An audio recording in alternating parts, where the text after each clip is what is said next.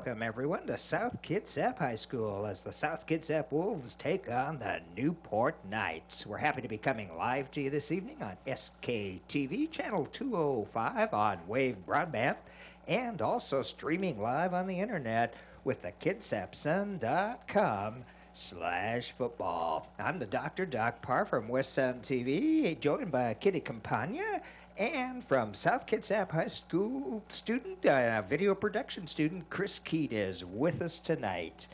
And we are going to have the NJ ROTC and our national anthem.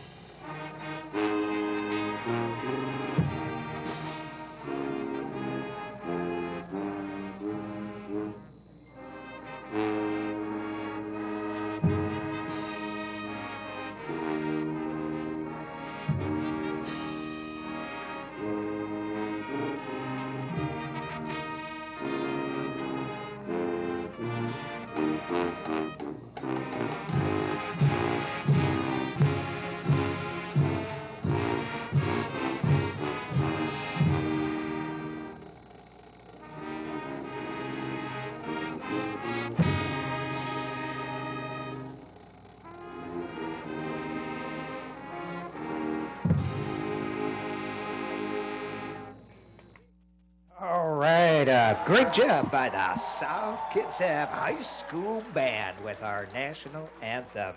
And even though this is the second week of the high school football season, it's game number one for the South Kitsap Wolves here at home in the friendly confines of Joe Knowles Field.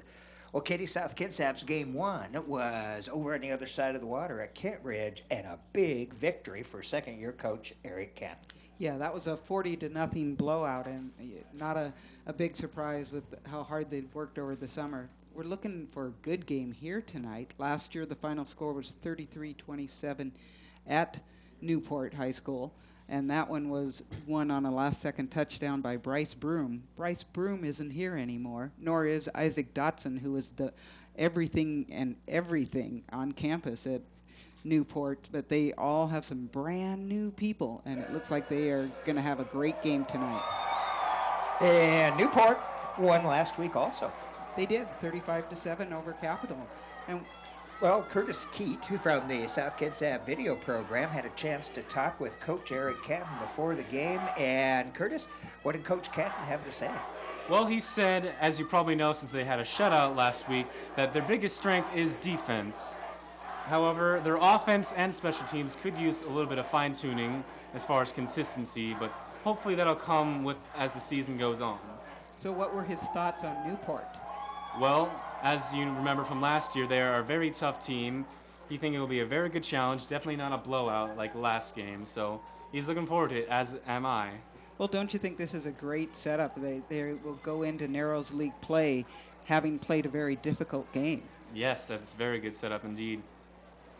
Well, of course, South Kitsap, 4A size high school in the always tough Narrows League. And tonight here at Joe Knowles Field, we have even got the weather report. Kitty, can you read that? It is 63.4 degrees Fahrenheit, 87% humidity, and that's why I'm sweating. Wind speed is 1 mile per hour, south-southwest, and our pressure at 29.86, a dew point of 59 degrees. I love these. We don't typically get that kind of info. Nice. And if we have the yellow line and the blue line, I will have died and gone to heaven, I think. My daughters say they don't know how anyone ever watched a football game without the yellow line.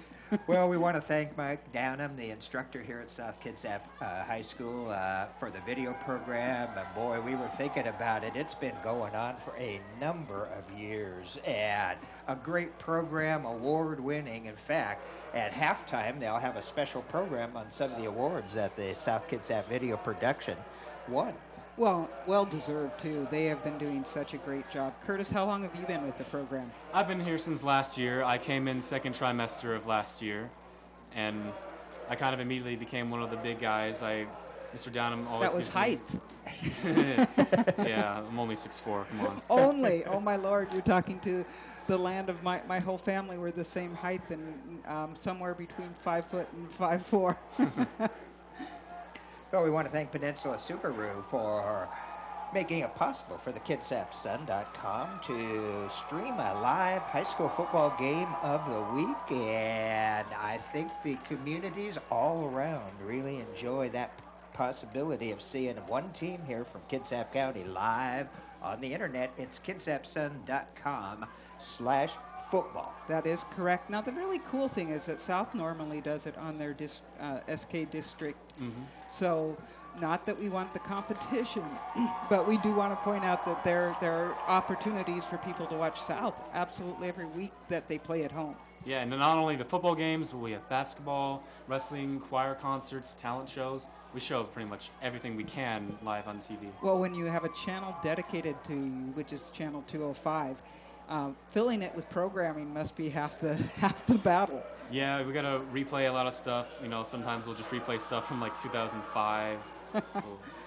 There are some good highlights from back then, Yeah. so why not? We like to all go back in time. And the only high school, at least in our county, that has their own channel thanks to Wave Broadband. That is correct. So it looks like we are about ready to start a football game that the South Kitsap Wolves are going to be kicking off and Newport is going to receive.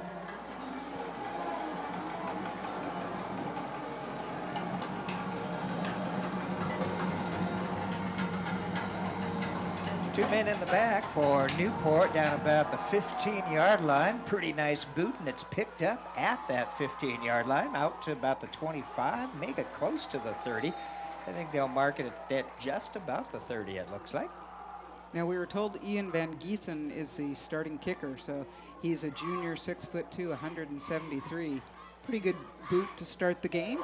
Good kickoff, and the Newport Knights are going to start out here on offense. Quarter number one just underway. The guy to look for as far as running the ball is number 32, Paul Wells. And I was unable to find out the quarterback, but I'm thinking we can do that if we can come up with a number, Doc.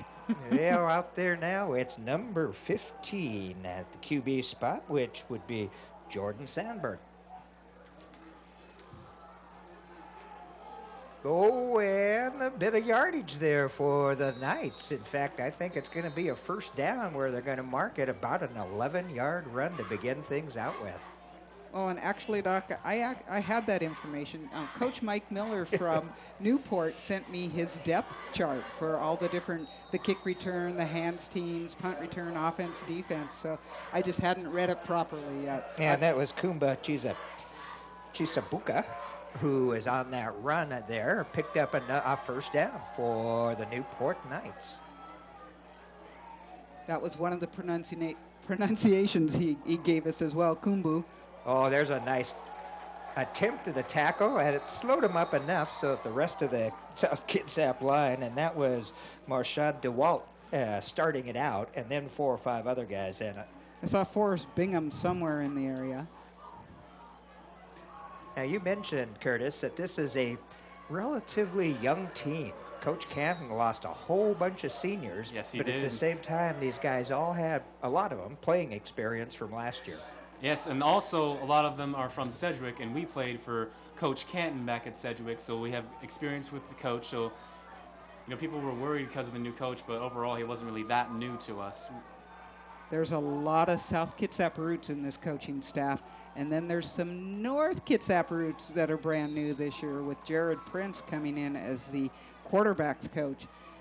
And then Coach Ellis from Bremerton. Exactly. And again, a pretty good stop by that South Kitsap defense, slowed up at first there by number 27, Deshaun Booker, and then again another 4 or 5 Wolves right in there. And Kitty, you had some amazing statistics about the SKD at last week's game. They managed to hold the other team to 43 yards total and a negative yard as far as rushing went. Now that's been already topped, but they might be able to move some people backwards before the day ends. Well, it's third down short, but still third down, and they're going to get another first down and got some running room. In fact, a broken tackle or two and almost a clear shot into the end zone. And that was Kenny Lofgren, I believe, number 12, it looked like to me. That's what I saw out there, Kenny Lofgren. Looks like there's a penalty on the play. Uh-oh. And it's going to go against the Knights, the direction everybody is moving there. There were a couple missed tackles on that one. It looked like they had them stopped, not for the first down, but it looked like they had them stopped a lot shorter than where they eventually got them down. Well, and the other thing I saw, you always hear about leg strength that someone is supposed to have. That runner was able to get away from just a grab. You really have to wrap him up. I didn't catch the penalty, but I believe it was holding. Yep. Holding call out there, so that moves them back 10 yards. They'll get the down over again, so it's still third down, but now it's third down and 10 plus, maybe half. Well, Doc, I failed to get the referees. I will try to do that at halftime. I didn't go over to our PA guys to see if they knew who they are tonight. So we'll have to call on the man in the white hat. Exactly. At least for the time being. And again, quarterback right under center. He's one of the quarterbacks that crouches down. And a handoff. Good defense by South Kitsap. Once again, that swarming defense. And they might not be as big as some lines, but you can see their speed. Very fast, very aggressive. Coach Ken always taught us to have 11 helmets on the ball. And he's getting close to that number these last couple of defensive stances. Well, what I read, too, is that this is a wishbone type of offense, and it is assignment football. These guys they'll have a number, they'll have someone that they are on, and they have to cover them or they're going to be in huge trouble. And still in their own territory, the Knights are going to have to punt away. Wolves do a nice job of getting that, after that penalty, stopping it. Ooh, block punt! Beautiful job out there by the South Kitsap Wolves, and still on his feet at the 10, the 5, and the ball went into the end zone, and he was down anyway before. That was number 43, Ramon Marin. We've always heard ground cannot cause a fumble, Kitty. But what a great job by 43 out there. Not just blocking it, but having the wherewithal to pick that baby up and run. That was a nice job. And so suddenly here at the 8:22 mark and quarter number 1, a big break for the South Kitsap Wolves. Beautiful block punt and takeaway as South Kitsap moves it down inside the Knight 5-yard line. That's how the offense likes to start off their. They like to start in the other team's 5. Yeah, that's not a bad way to begin your night. And it looks to me like they're going to place it just about the 1-yard line. First down and 1 to go. Here comes Cooper Canton. Now we've got a whistle and flag in the end zone. Illegal procedure on South Kitsap already. I don't know if they had a substitution that was not allowed.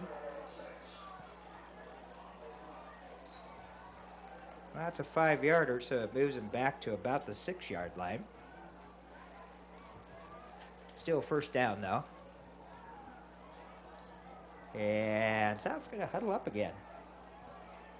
Just to be sure everybody's on the same page here.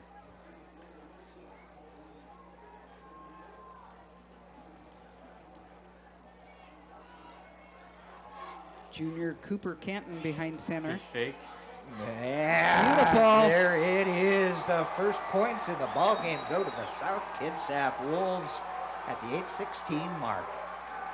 Nice job there by South Kitsap. Very efficient, and QB Cooper Canton. and I thought it went to Marcus receiver. Burke. That's who it went was to. the receiver, Both 35. on the same page and a lot of space out there. Plus, you had the tight end out blocking ahead of him, so that worked out very well. There's kind of a unusual setup here for. I see the kicker behind there, but are they really going to?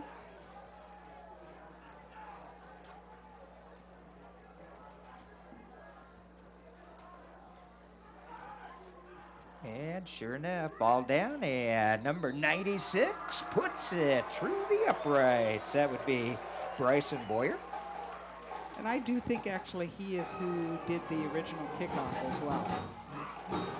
Well, so we get to hear the South Kitsap band and their fight song. So we've heard some incredible things about the band lately. What have you heard, Curtis? Well, the band a couple years ago won this big Battle of the Bands competition, so they won $10,000 for winning it, and so they got to buy a bunch of new equipment, and ever since they've had very high standards as far as how they run things, and so they're a very good band. Well, that was a great shot by the camera crew showing us the band in the stands. They have some pretty fancy uniforms, and it was the only way we could enter this building was through the band room. I was kind of scared among all those people all dressed up. The band is also very spirited. They go to all the sporting events and support all of our teammates, and they get the crowd pumped up. It's a very nice thing for us to have. Gary Grams is the band director, and I remember a few years ago the South Kitsap High School band was down at the Rose Parade. That is correct. I remember had friends raising money to get their kids there. And you are so correct, Curtis. Being in the band is like being in a sport, maybe even more so, because the amount of time that they put into it and the number of events that they have to show up at. I always thought, I was always happy my children did not choose band because that was a lot of work for a parent too. Boyer gets the kickoff and Newport again picks it up at about that 10-yard line and moves it out to their own 40-yard line.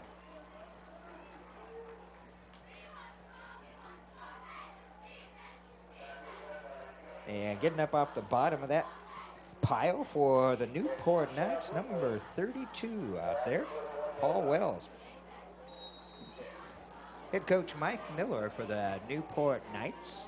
It's about his 10th year as the head coach, and he's had quite a bit of success up there. They're a power team in the west side, in fact, in the state of Washington in football.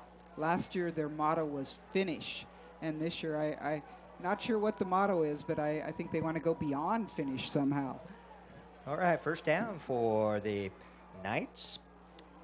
And it's still Sandberg out there as QB. And that was one of those examples of assignment football. One person has to know that they're on quarterback. So if he does not make that initial handoff, you better be tackling him.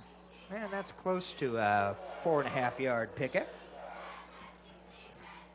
Oh, they're gonna, about 4.5, 5 yards there. Second down now for the Knights. Ball out at just beyond their 45-yard line.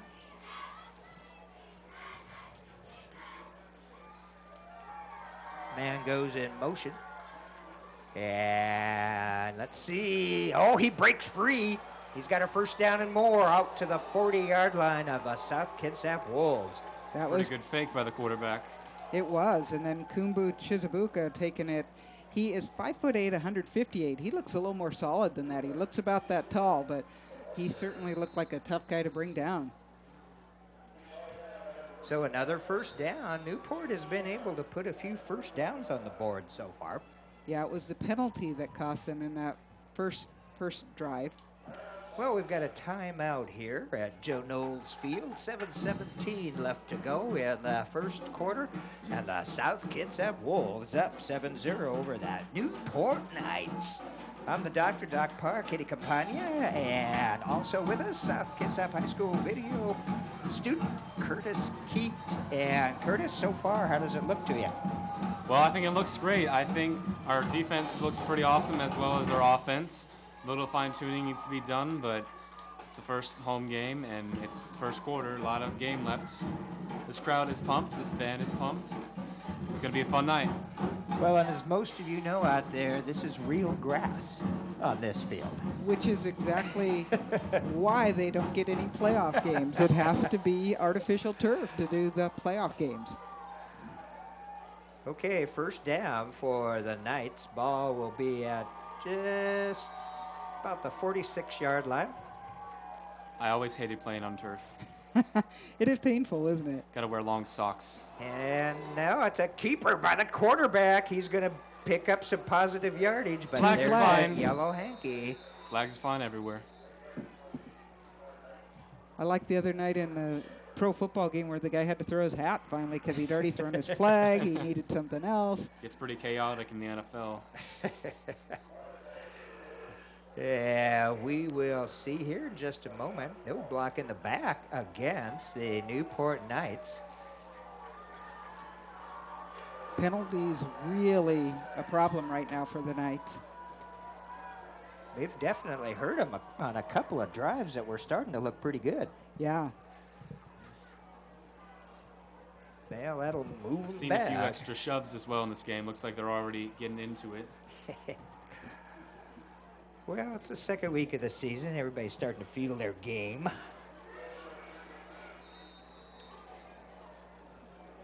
Well, these are two quality programs that you expect some little bit of a feeling out there. First and 15, Uh-oh. and look at that wide open. They have been trying to hit that hole all night, and they finally have done it and put 6 on the board. And that is Kumbu Chizubuku. He's the one that's done most of the running except for the quarterback so far tonight. There is a bit of advantage to his small size as he can move a lot faster than some of these big guys. Tough Well, to see, too, coming out of the yeah. backfield. And So- they have been going to that same hole a lot so far. And but this they- time they didn't hold to Nope. get that hole. So that's kind of the difference. So at the Defense 6:58 mark, Newport put 6 on the board.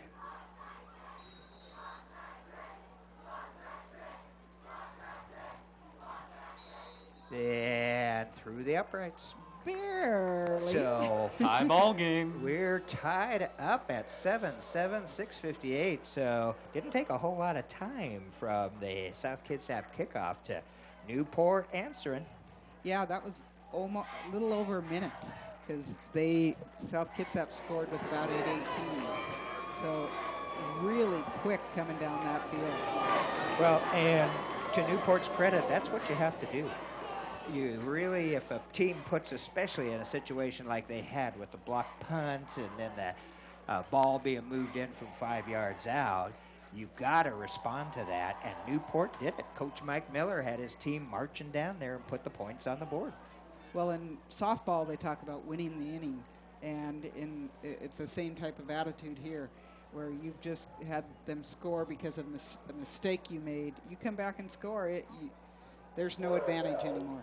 And there's our South Kitsap cheerleaders out there. A great crowd down below us on the home side. Again, award-winning, right, Yes, Curtis? they actually won state last year. They were our only state champion team last year. I believe Olympic High School also, that their cheerleaders did that. So that's pretty impressive. I realize they're one's 4A, one's 2A, but Yep. for the cheer squads to do that out And of they were this full area. of sophomores last year as well. So Wow. they're still pretty young. Again, I believe most places you can earn a letter now as a cheerleader, which is so correct. If you I know earned the a letter in video production last Oh, well, year. there you are. Right I on. love it. I know they have it in choir, they have it Yeah. in band, and those are, I really like that they have that out there now. But And what those about girls, debate? My friend You- Grayson's Drama. in tennis and swim, and he has a Letterman jacket. there you are. Indeed. Okay, Newport's getting ready to kick off. That's a pretty good boot down to about the 7-yard line. Picked up by South Kitsap, though, and running right up the middle there. Number 25 for South Kitsap. That's Corey Bell. Corey had a lot of yards in that very first game that they played. He is going to be, they're going to need him to do things tonight as well. Corey's one of our sophomores. We actually have quite a few sophomores on this team, a few even starting like him. Well, and the other new thing this year, what do we have new that have come up from the junior high? Freshmen. Yes, exactly. All So, over the C team and JV. as you said, there's like hundreds of guys out for There football. are like 170-something players on this team. Wow. Pitch don't- back, and coming around this end, found some running room. That Terrell would be Bell. a nice pickup of about 2-3 yards on that one. Bell is almost the same size as Chizubuku because you look at him, he's 5'9", 150. He's a track sprinter.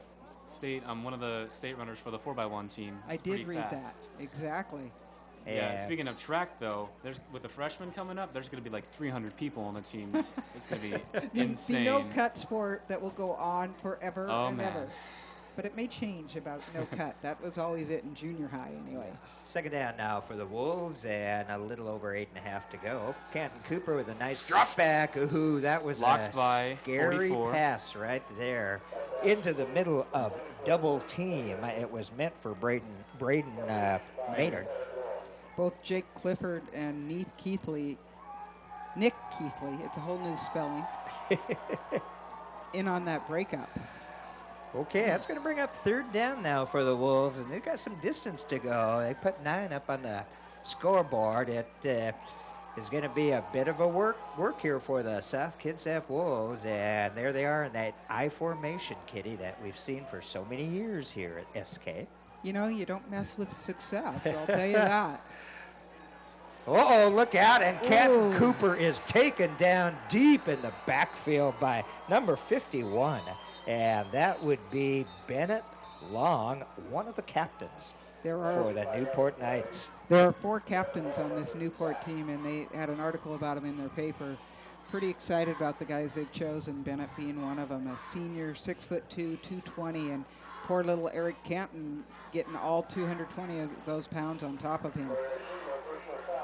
And a personal foul is going to be tagged to the Newport Knights. That yellow flag is way up here at the 40-yard line.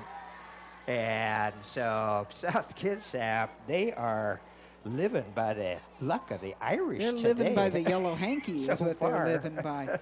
Now, I have not seen, well, as you said, it was a personal foul, but if that flag's all the way up there, that doesn't sound like it was roughing the passer. It was probably something else that happened upfield. Extracurriculars, we call that. And it's going to be marked off from the original line of scrimmage. And boy, that's a big one. That's a 15-yarder. It's going to move the ball all the way out to the South Kitsap 48-yard line, and a first down for the Wolves. Doc, that's a change of almost more than 30 yards from where the quarterback was brought down and where South Kitsap ended up with that ball. Cooper seems to take a lot of hits when he's playing. He's a pretty tough kid. Well, we've got another timeout here. 6:35 at number 1, all tied up at 7-7.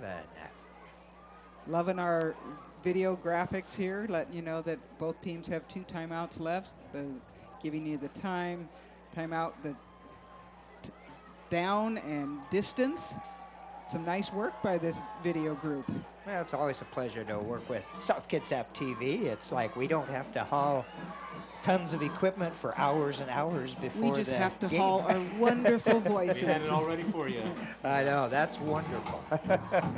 Well, and the hours that it took to prepare for this, because they had to set up some new camera positions this year, and we know about string and cable, not one of my most fun things to do. Yeah. Got to give some recognition to Matthew Swagger. He's our technical producer, and he works his butt off for this program.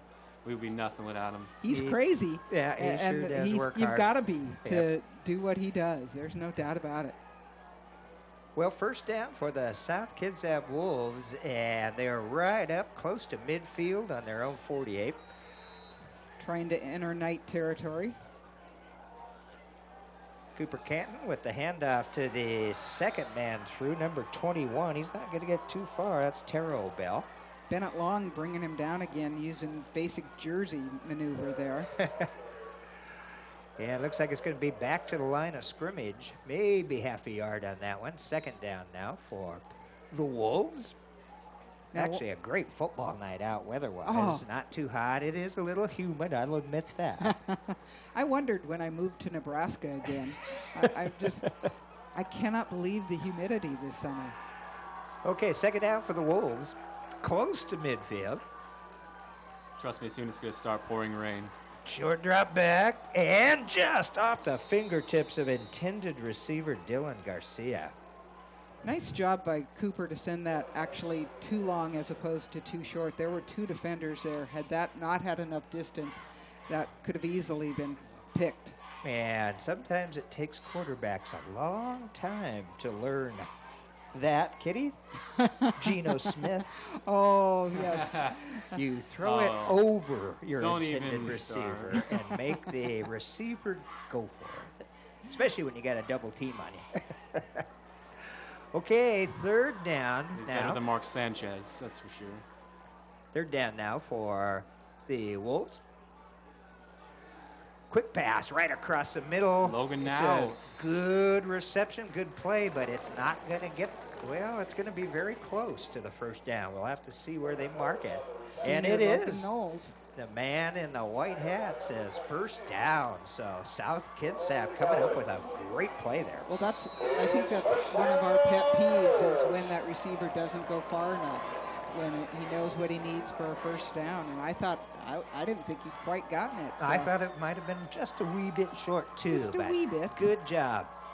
First down for South Kitsap into Newport territory.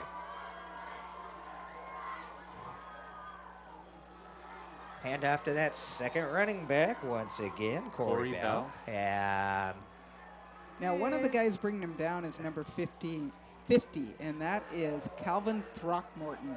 His name does not fit on the back of his jersey if they put him there. He is 6'6", 262 pounds, a junior. It's said that University of Washington is looking at him, and I can see why. He is one specimen out there. When you have that body and that athleticism, you're pretty much unstoppable. second down now for the Wolves. Again, it's a handoff to Bell. This time he's got a fairly decent pickup of about 5-6 yards on that one. Moves it down to about the 35. And he'll bring up third down and about 5 yards to go, maybe a little less for that first. Much better job by the offensive line getting a little push and giving some space for Bell to work with. There were, again, some extracurriculars. Referees doing a nice job of just making sure they're separating. You don't have to throw the flag every time. Let them play the game, you know. Big third down here for South Kitsap to try to keep this drive alive. This time it's a pitch back running around this near end, and this time Bell is not going to make it. And getting up off the bottom of there, one of those guys is number 10, Connor Bauman. He's, again, another one of their captains, 6'3", 222, and a senior. Man, they have some big lads out there. Yeah, we got some tall people, but not super big. Yeah, those are pretty good weights for high school linebackers. They are, definitely, and pretty much the guys that Coach Mike Miller is counting on this year. Well, here's fourth down for the Wolves, and it does look like they're going to punt. It's Cooper Canton doing the kicking, so I suppose you never know. But this one is a punt, and it's going to go pretty good punt. It's going to kick out of bounds at the 5-yard line. So South Kitsap has pinned Newport back to their own 5-yard line with 3 minutes left to go here in the first quarter. Well, Cooper's dad was a punter. In fact, he punted for the University of Washington. Now, we noticed as well when we were looking at pictures that he and his dad have kind of the same balding pattern already going on. Yep, Cooper does have a leg as well. And it, to me, is just that one added thought in the other coach's mind. Here's a quarterback. Maybe he'll stand back there and throw the long one. Have you met Johnny Elway? Also very good at punt fakes. Okay, first down for Newport, but they're deep in their own territory. Man goes into motion. It's a handoff to the running back, and he'll pick up about 3 on that. Ramon Marin. Number 28 running off on the side, that Brian Settionum. Just kind of a decoy right now, but from what I've seen, he has definitely been used.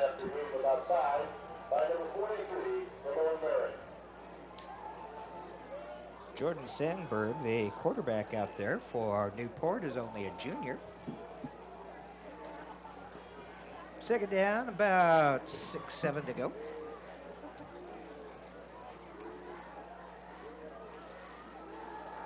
Short drop back, pass is dropped.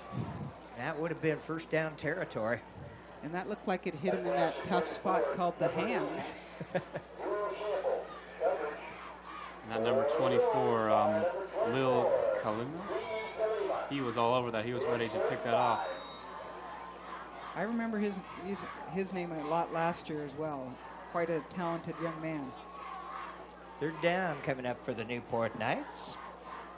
3rd and 5, it says. Let's see how Sandberg handles this one.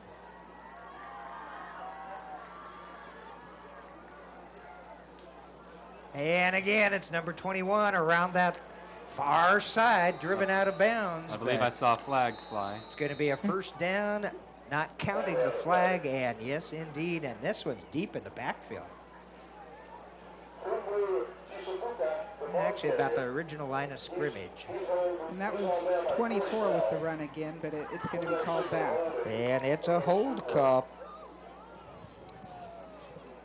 Kumbu Chizabuka. He's been doing some running, and that right side of the defensive line has been where almost all of the Newport running plays have been going. I haven't checked, but I believe we should check to see where number 50 is, because Throckmorton also plays offense. And I'd run behind my 6'6" guy. At how many pounds was that again? 262. Yeah, that could be a big hole.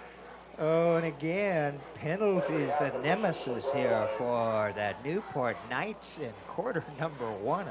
So far, moving them once again back deep into their own territory. 3rd down now and about 13 to go. That can get pretty exhausting to just recover the same ground. That they're probably thinking a little bit of deja vu right now.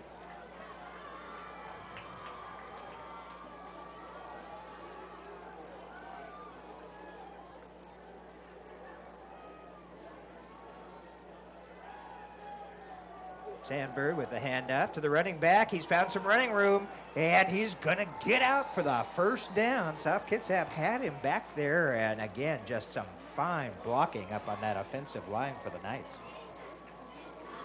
Well, this time they went with first man through. They have been consistent with the totally different plays, so you aren't sure which one they're going to give it to. They have so many options. First down for the Newport Knights. They got out of a big hole on that one. Down deep in their own territory, moved it out to their 27-yard line. As you can see, there's only about 1:45 left here in the first quarter. 3-man backfield behind Sandberg. Man goes in motion to that far side. Motion by the defense. There we go. Yeah, that was a pitch out. Look at that, way outside, but South Kitsap, even though they had a couple of guys on that first runner through, there were enough left to get out and drop the man for maybe a 1-yard gain. Marcus Burke, one of them in on it, number 35. Boy, that was well played. You knew that they're going to try that eventually tonight, and you like to see your man at assignment football, knowing who you're supposed to be on. 2nd down and about 9 to go. Under a minute here in this first quarter.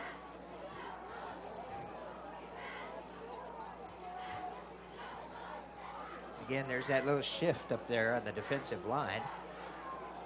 And that shift, found an opening for the Logan Newport Knowles runner, but he got met with emphasis by Logan Knowles. Yes, indeed. That was a hit, but they got enough for a first down. One thing I love about Coach Ken, though, is he stresses tackling properly. That was proper. That was very proper. Better than most NFL tackles I see. That was called knowing where you were supposed to be, and he stopped the man coming up his alley. Newport Knights, with 24 seconds and the clock running, have a first down, but now it's the clock that they've got to beat if they want to put any more points on the board in this first quarter. There again is that opening to that left side of the offensive line. Definitely enough for a first down. And the clock is stopped at 9.7 as they move the chains. Exactly. Here we go, wind it up, and I don't know if Newport's going to get another one off. I think they're just going to wait for the quarter to end, as it does right now, and we have a tie after quarter number 1 here at Joe Knowles Field in Port Orchard, and it's the Newport Knights 7 and the South Kitsap Wolves 7. Well, things got a little sloppy for Newport with all those penalties, but at the same time, they seem to be able to pull themselves back together to get in this tie. Well, if Coach Canton, he says their strength is defense, and they do have a tough defense, but this Newport team, when they're not committing penalties, they've been running over them quite a bit. They do have a bit of a different offensive style than what they are used to as well. That is correct. So that's why we predicted a close game. So far we're looking good, aren't we? First quarter. We do have a very well-rounded defense, and I think they will begin to adjust, and they're definitely ready for passing plays. They haven't done much passing, but they're ready for it. We want to thank Mike Downham and the South Kitsap TV production crew for bringing you all of this. Curtis mentioned earlier, Matthew Swaggart, the production manager. Happy to have Curtis Keith with us up here in the booth. You are in SKTV and you work with Wolf Tracks. Yes. We aren't doing Wolf Tracks anymore, but I am one of the WTV producers and anchors, and I do a lot of the live events as well. Are they doing a daily news show here at the high school? Yes, every morning we have the morning announcements live on this channel, live in all the classrooms, and even live on the radio, so you can hear it on the radio. But I don't imagine too many people listen to it on the radio. So you mean if I got up, which is a big if, I could be watching channel 205 and I'd be able to, would I be seeing your live announcements? Yes. Oh, I have friends in Bremerton who see me on TV. Maybe I'll DVR it, because I could do that. I would appreciate that very much. Okay, we're getting ready to begin the second quarter, all tied up here, and after switching sides, it's Newport. First down on just about midfield. Yeah, that didn't take a whole lot of work to switch where they were at, did it? Nope. Man fakes motion, comes forward, and he's the one that's going to get that ball. Oh, there's the ball out, but after the whistle. I think that was Ramon Marn on their first, followed by other SK Wolves. And that was Paul Wells with the run, number 32.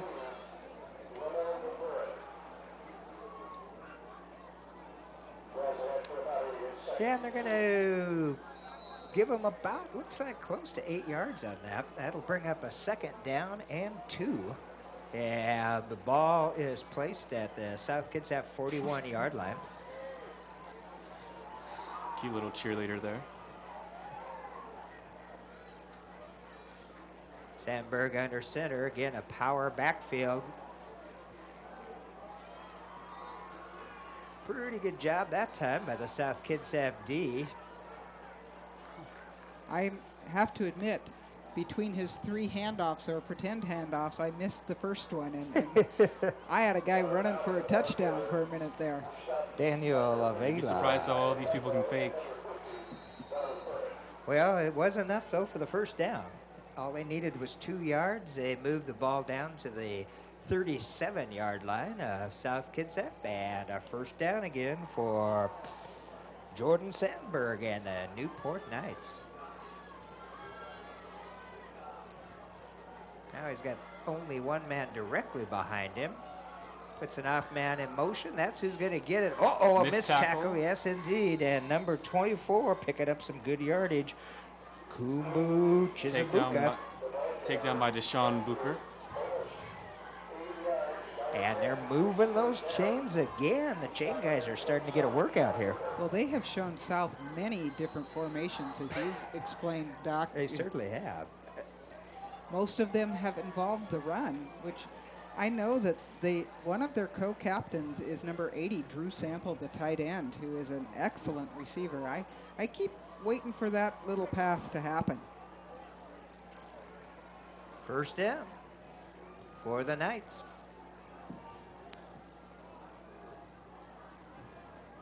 A man in motion, and this time he does have it. Yep, just what you had predicted, Kitty. It was a handoff to the far side. Yep. And ended up going right in for the touchdown. The running game really seems to be working the Knights' favor, and it seems that the defense is tiring out already. You're exactly correct. When you just keep pounding them at them like that, it is really hard to stand out there. I know they have hundreds of people on the roster, but not 100 who are going to be out there starting or even on their depth chart. Ball is down, and let's see, through the upright. So Newport takes the lead 14-7 at the 10-minute and 1 second mark here in the second quarter. And Newport controlled the ball for about the last 3 or 4 minutes of the first quarter and the first 5 minutes here of this second quarter. Yeah, they did a really nice job with that.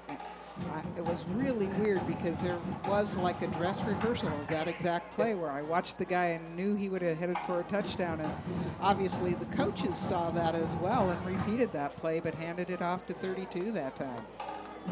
And we have to remember, Newport started out with a penalty putting them way back in their own territory on what ended up being a scoring drive ending in the second quarter. So Doc, when you figure out your yardage, you know, these guys went probably 140 yards eventually to get that touchdown, covering some space a couple times, but that is signs of a very good team to overcome offensive penalties.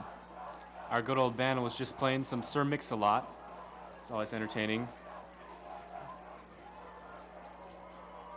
Now, Sir Mix-a-Lot out of Bremerton, correct? Yes. Okay. And it's going to be Cheeto Chang, number 5, kicking for the Newport Knights, who now lead the Wolves by 7, 14-7. Certainly plenty of time for the South Kitsap team to come back. We have to see what they have in their offensive gauntlet. And of course, not even halftime yet, so the coaches, I'm sure during halftime, will discuss that openings in the defensive line. You know, that's got to be interesting to be in there to listen to the adjustments that they're making and see what they can do to make it go a little bit better. Oh, a low kick. It's picked up, though, at about the 3 or 4 yard line. There goes Corey Bell. Back to the 20, 30, out to the 45. And brought down by Michael Calaboso. I thought he had a clear lane, and the last block just wasn't there. So a great run back by number 24. Or not number 24. 25. 25, Corey Bell. And that's going to give South Kitsap some decent starting position here on this drive. Bell is just a sophomore, so Yeah, he's got some years ahead of him, doesn't he? He's one of the few that's actually starting on varsity, so that's quite impressive for sophomore year. 43 is where the 43-yard line of South is where they'll start out, and it's a handoff to the second back, Taro Bell. I'm surprised they haven't used Marshad yet because he's very powerful. Marshad DeWalt, Yes. He's just a truck. 5'5", 234. Would he be square? Pretty much. Second down now for South Kitsap, a pickup of about 3 on that first one.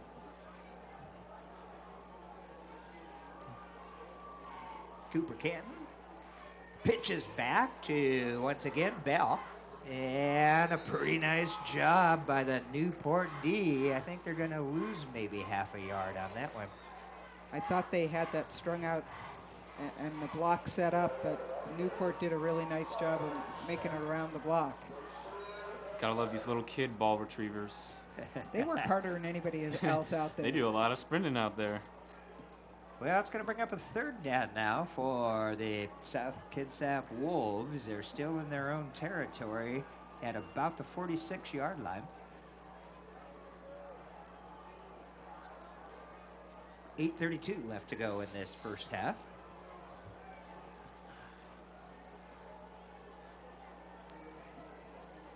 Cooper down, pitch back to the runner coming this way, and again, not much room. They're going to give him a yard or two on that, but boy, that Newport defense is starting to look pretty tough.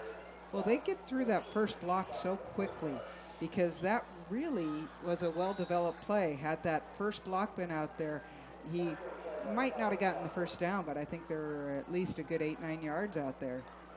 And that'll bring up a 4th and a long 4. So South Kitsap is going to have to kick away. Cooper Canton back there. And number 23 blocking for him. That would be DeWalt. Nice kick. Good height on that. And Newport picks it up at about their 25-yard line. And that height gave the South Kitsap D to get right down there and put him down without much of a run back at all. I actually thought he'd put his hand up at first, but obviously not. I'm the only one who saw more that. and more tricky. A fair catch. Pretty soon they'll probably have to go to replay to see if his hand was above his shoulder or not.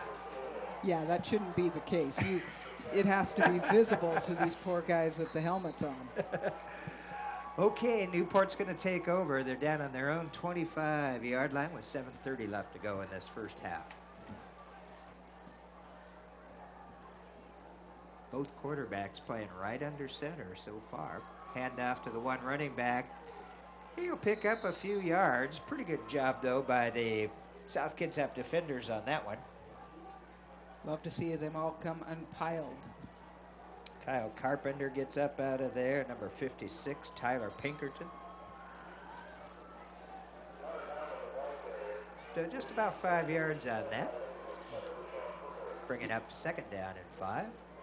Anytime you can go first and get 5 yards, that just shortens the field for you. It's so nice. You have so many opportunities what you can do on that 2nd down.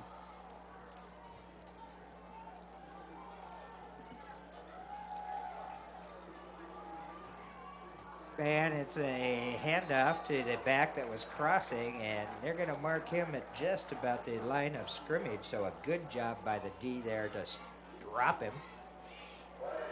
Coach Canton's got to like what he saw on that particular play.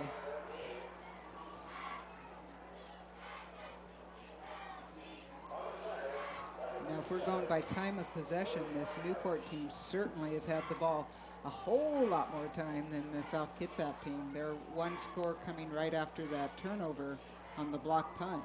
Well, here's a big opportunity for the South Kitsap defense to stop these Newport Knights. Sandberg under center. 32 goes in motion, and it's a handoff cut around this side. Nice job by defense all over that. Defense. And I think the guy that got him first was 43, Ramon Marin. Definitely. Been one of our main players so far as defense. Or Raymond or Ramon? Ramon. Ramon, okay. All right, that was a huge play for the South Kitsap defense there. Bringing up 4th down, ball is in Newport territory at their own 32-yard line. So you would think they'd kick it away, but this is appears interesting. Not. Coach Miller. Wow. Is he going to try to pull him off? Very important stop here for the defense if they can do it. 32 in motion. Oh! No. He did! No! Let's see. I did not see a person in white move. We'll see whether there was a twitch. Nope. The way they're facing, they're going to walk that 5 yards off and move the chains. So, Ooh, some smart football out there by Coach Miller and Jordan Sandberg. here's my guess. They've worked on this more than once in practice with the cadence of the call. And had they not pulled him off, they would have called timeout and punted. Yep, but they got themselves a first. So they're moving that ball. And that's First something down. in the film room they'll look at, they'll figure this out. South isn't going to be killed by that. And that's a pretty quick stop. 24 was running it, but a nice job there. 79, one of the guys in on that, and that would be Forrest Bingham. Actually, they're going to drop them back a yard. Second down now and 11 to go.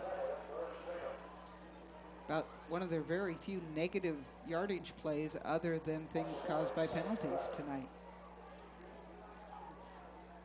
4:22 left to go here in the opening half of first home game for the South Kitsap Wolves. Doc, we're going to be spoiled because we have all the things like score and time and on the screen.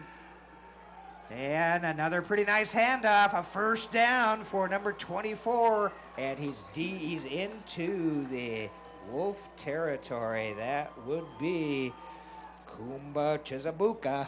Ramon Marin bringing him down again. Really nice blocking out on that side. You know, it's tough enough to get your block when you are stationary, but these guys are moving and blocking.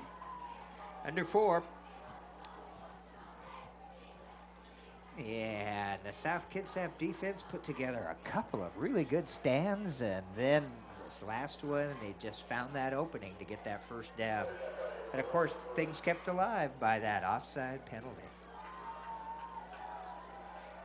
32 in motion, that's Wells. Great. Oh, there's a good drop in the backfield. 54 for the South Kitsap Wolves, Tyler Ludlow. Great play recognition by Tyler Ludlow. He didn't fall for that fake at all. And it's kind of, they do a good job on those fakes out there. They basically, besides the quarterback who can run, as we have seen, Yes. they've got two guys kind of out on the corners, one at least usually crossing, and then the back runner, the running they've back. been putting Wells in motion a lot, and then Kumbu Chizabuku just running straight. Wells in motion. Loss of 4. And again, pretty good stop by South Kitsap's defense coming together once again. They'll pick up a yard or two, but not back even to the original line of scrimmage. You're getting fired up, man.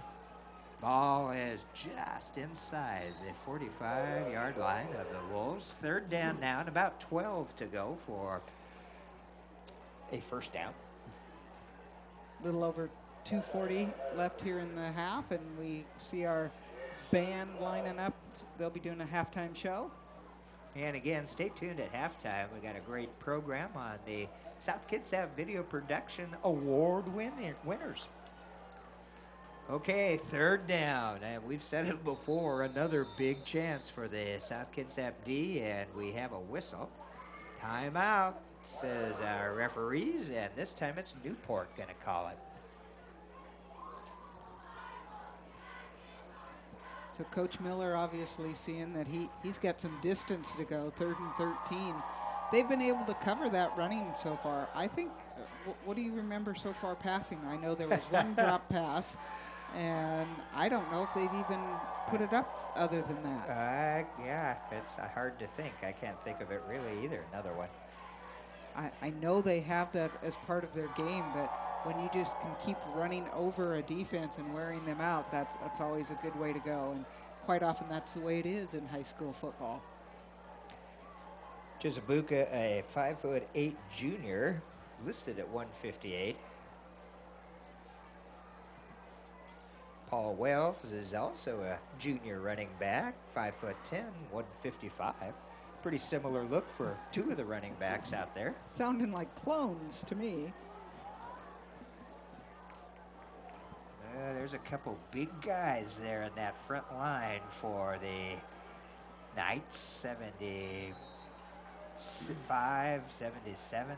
76, Nolan 76, Anderson, the yeah. senior at 257, 6'2". Quarterback still And has it's a it. pitch out to that side. Running back, oh, good job. Good job there. The running back almost had a free open space, but pulled down by Kyle Carpenter. Yeah, slowed down by another Wolf first. Just enough Now that this the rest time of his pack could come in on it. It's 4th down and 10, so you can't get the 5 yards through a penalty on offsides. So, Unless they did it twice. well, Unless they do it twice, yeah. that's correct. In that case, offsides persons may be running laps. Bear crawls. most likely. Okay. He'll be out after the first one. Here we go, though. They're going to go for it. 4th and 10 to keep the ball going for the Knights. It goes to 32 around that right side. He's got some running room. It's first down and finally wrestled down to the ground, but there's a flag. Number 8, Kyle Carpenter, finally brought him down, but at the point of tackle, there's a yellow flag. Wondering if there might have been a face mask or a horse collar on that one a little bit. But again, after 2 or 3 great stops by the defense, they got over that right side. Grabbed him by the shoulder pad, basically, so I think they called horse collar. And it will go against South Kitsap. South had done a really nice job as far as not getting a lot of the yellow, other than, unfortunately, the offsides in this one, which will not only extend, but move this drive closer to with 1:21 left. Personal foul, horse collar. But the good news is he got him down. I wasn't sure he was going to get him down. First down, ball is on the 13-yard line. Sandberg puts man in motion. He keeps it. Sandberg's got it. Talk about some trickery. I don't know if that was intentional trickery or not, but it worked.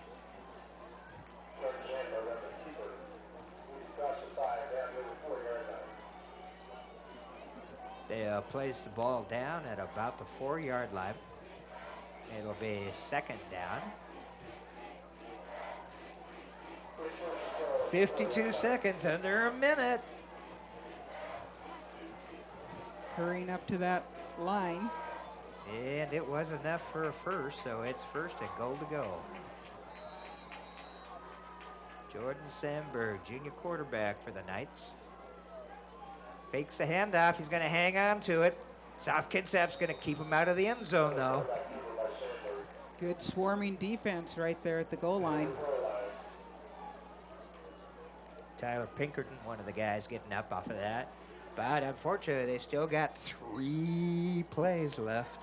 Only 30 seconds, but Clock is running. They do have 1 timeout as well.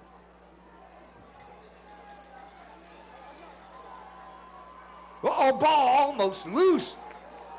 And there's not going to be much of gain on that. But there is a touchdown, according to the one official. Oh, well, Guy on the left. Yep. Must have just got it far enough before getting dropped. I thought the South Kitsap D might have had him stopped on that one. But another 6 points on the board for the Newport Knights.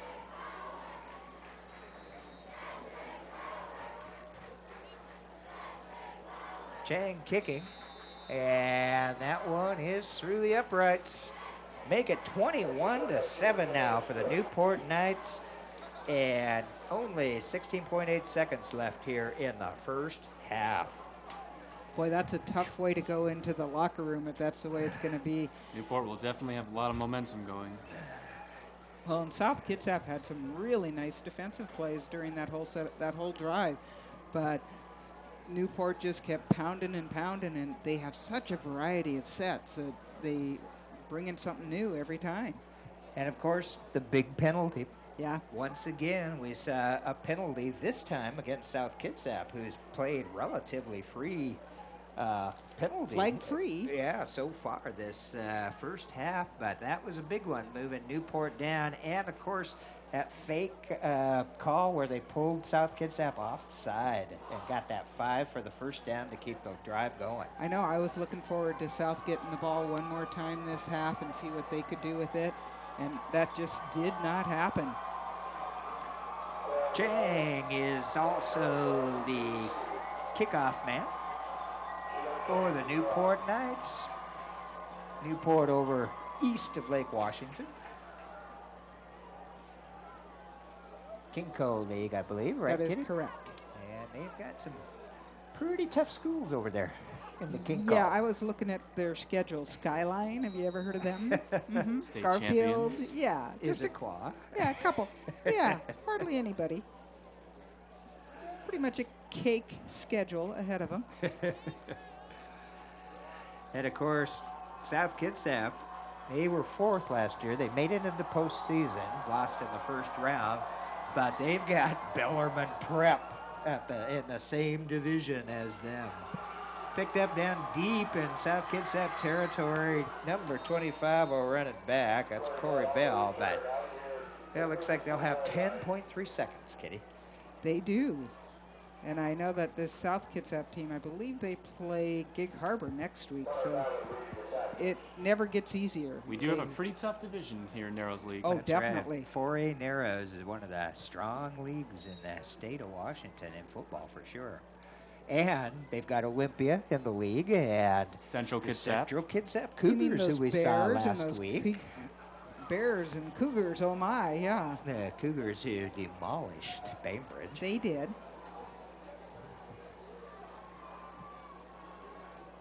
Canton with the handoff. Marshall and DeWalt. right up through the middle, pick up a yard or two. And they're going to let the clock run out at the end of the first half here at Joe Knoll Stadium at South Kitsap High School. The Newport Knights have come into town to take a 7-21 lead over the South Kitsap Wolves. Well, they certainly didn't like getting beat last year, I don't think, that 33-27, and they're trying to make it where they're going to win on the other team's home field. Got to get some D. Tighten that D up. They did 2 or 3 in a row. Great stops. And then that 3rd or 4th one got to them.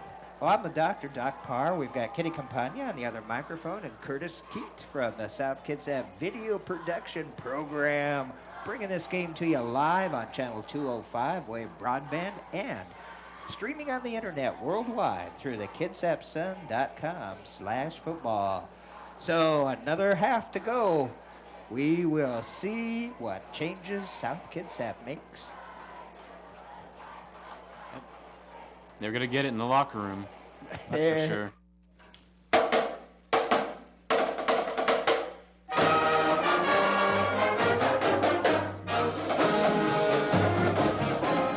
Hello and welcome to Halftime. I'm Junior Lauren Harold. Last spring, SKHS Video Production was recognized as one of the top high school video programs in the Northwest. Tonight, we'd like to show you some of the video work that earned that title, and also honor the students who produced it. Let's begin last June in Seattle at the annual Northwest Region Emmy Awards. Here's Mr. Blankenship, the video para.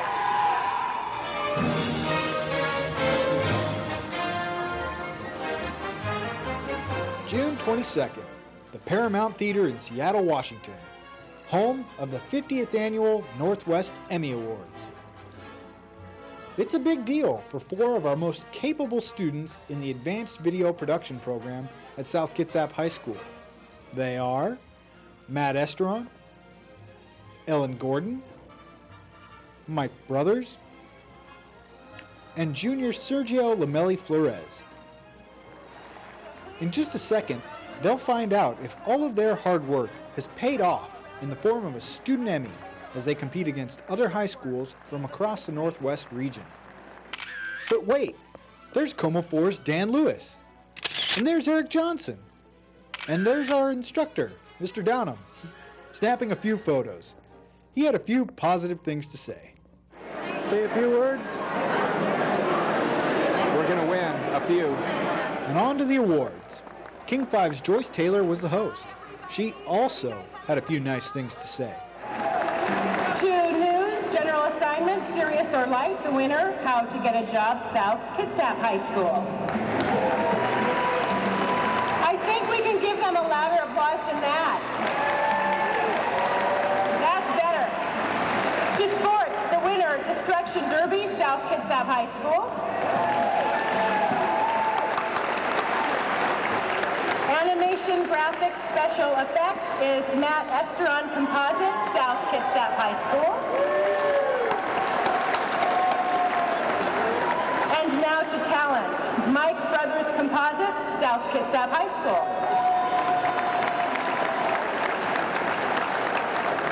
South Kitsap, I should mention, had a phenomenal number of nominations tonight. How many? 9 nominations. That's right, 9 nominations. more than any other high school around, and 4 awards for excellence, also more than any other video program. All in all, it was a fun night filled with celebration and pride that capped off a year's worth of learning and hard work. As an instructor, I can only hope we do half as well in the next coming year. We'll show you some of their work in just a second, but not without one more special congratulations to Matt Esteron, Sergio Lamelli Flores, Ellen Gordon, and Mike Brothers for representing SK Video so well. Congrats, guys. So what kind of work does it take to win an Emmy? Well, for a news story, it needs to contain excellent information, be technically sound, and a little entertainment value is always good, which is exactly what Matt Esteron did with his Emmy-winning story on how to get a job. Here's a clip. Hello, teens and of the like, I'm Matt Esteron. Are you a teen looking for a job? Do you have any idea on where to start? Looking for a job can be excruciatingly difficult if you don't know where to go. But check out this video for some more information.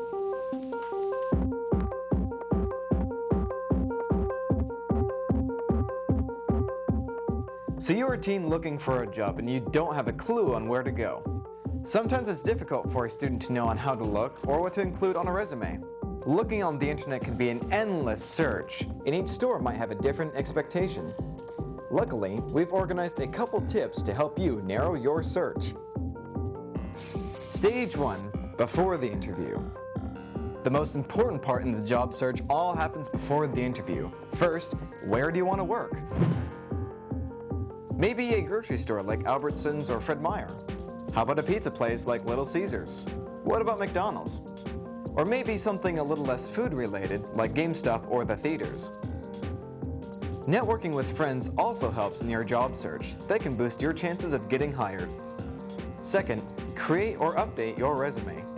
Some teens might think, Well, I don't have any job experience, so why would I need a resume? actually, a resume shows effort into getting a job. Things to include on a resume are education, which includes your school's name, contact, address, and graduation date, achievements, skills, and especially references. Got a skill? Add it in there. Won the award for best essay in school? Add it in there. What you really want to emphasize is the quality of the resume in terms of its appearance and formatting, easy to read. Try your best to keep it to one page, and what you have to offer is your volunteering experience, if any, and any specialized classes that you may have taken during your high school career. Third, be presentable. You don't have to look like James Bond or Ernest. Great job, Matt. But he's not done yet. Matt won a second Student Emmy, a huge achievement in another category. Check out these clips from Matt Esteron's award-winning entry from Best Editing and Special Effects.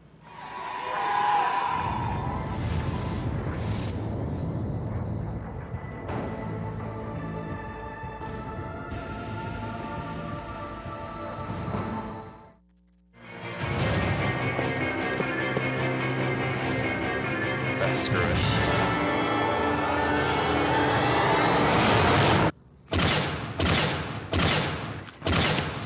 Okay, whoa, stop.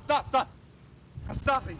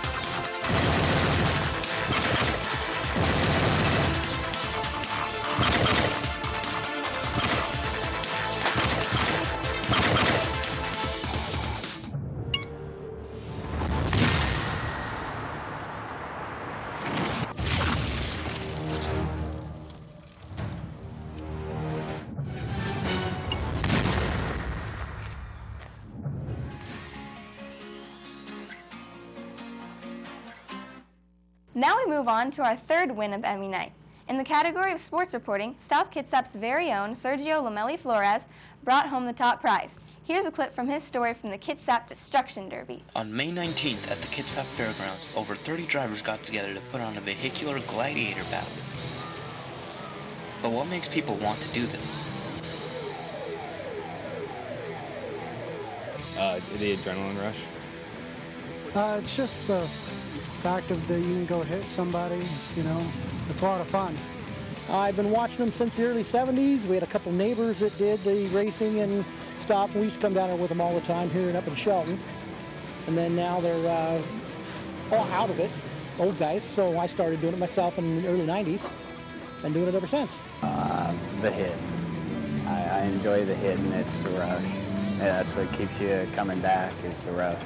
You might be thinking, these guys are crazy for putting themselves in harm's way like this, but there are a lot of safety measures put in place, such as relocated smaller gas tank to avoid any big spills, rear and front crossbars, as well as heavy-duty side irons to stop the car from collapsing in on their driver. The battery is also moved from the hood to the back of the car to prevent the explosion of the battery from any front-end impacts. Finally, we have our 4 or 5 point harness and a screen to protect the driver from any debris that the race could throw at them. The events that took place at the Derby kicked off with some time trials, with just one car racing on the track for the best time. Then, based off those times, the cars were split into 2 heats of 12 and straight up race. Then came the Rollover Contest. The second driver took home the title of Rollover Champion with his perfect score of 10 out of 10 for his rollover.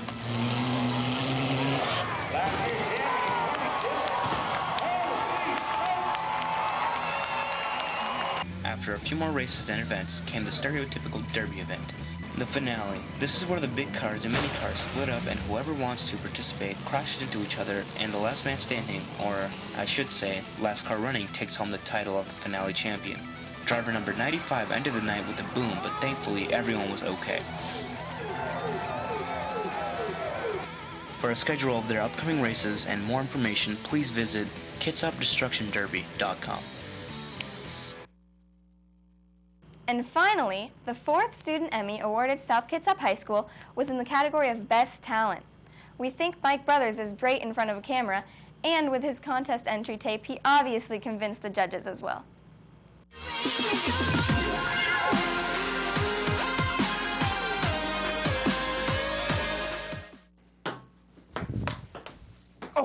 Oh, why hello there, and welcome to Minute with Mike. Today let's take a look at Sir Optimus Club, or S Club for short. Now ladies, whether or not you realize it, you make up 2/3 of the world's working hours, yet are only 10% of the world's overall income. If you take a closer look at this data, you'll notice a very interesting trend. As you can see here, Honey Boo Boo's wallet maintains a narrow lead over Kim Kardashian's by about 2%, while the rest of the women on Earth fight for that remaining 1%. Whoop, whoop, whoop, whoop. Ooh, pop-up, nice. But on a serious note,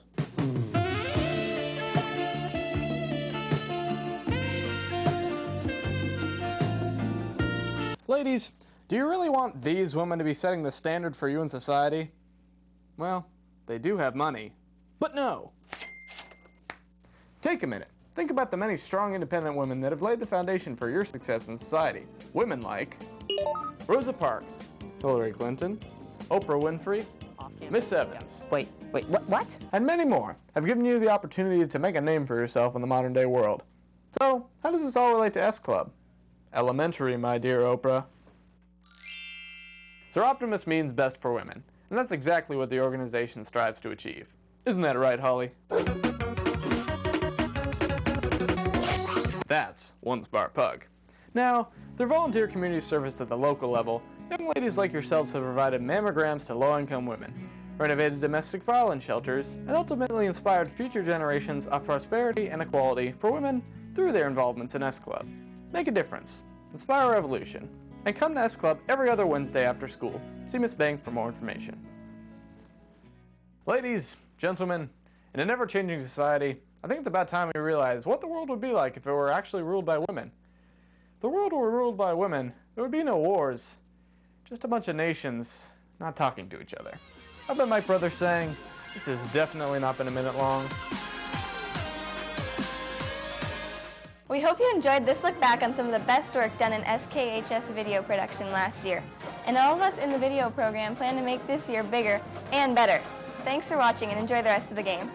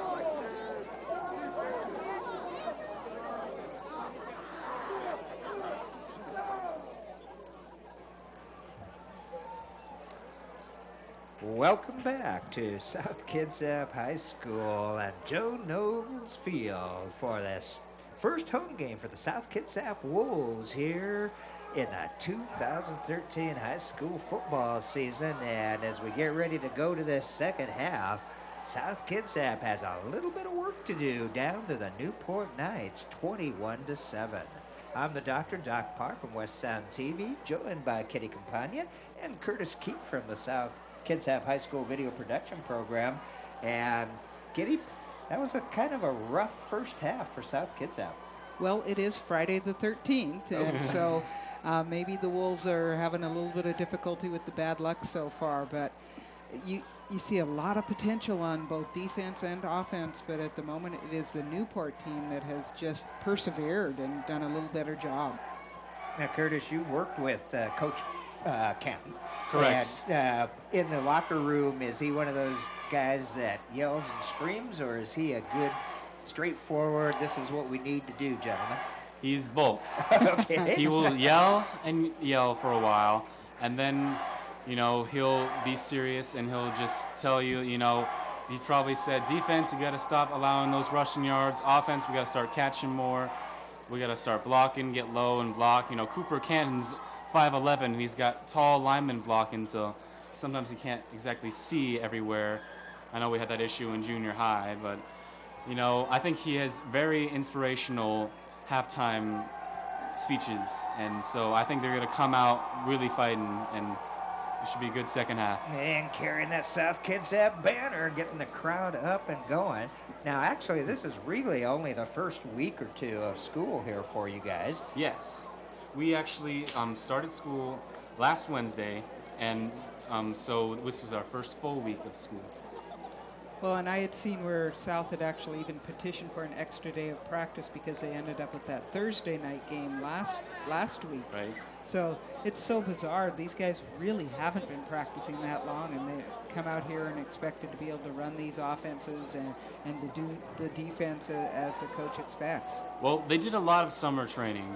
He's got, summer weights pretty much all summer. The weight room is open for everyone, and they do speed work and even have a camp. This year was at Fort Worden, I believe. These players are really committed and really hardworking, and so I don't think the number of practices really affects them. It's not just like a 6-month season.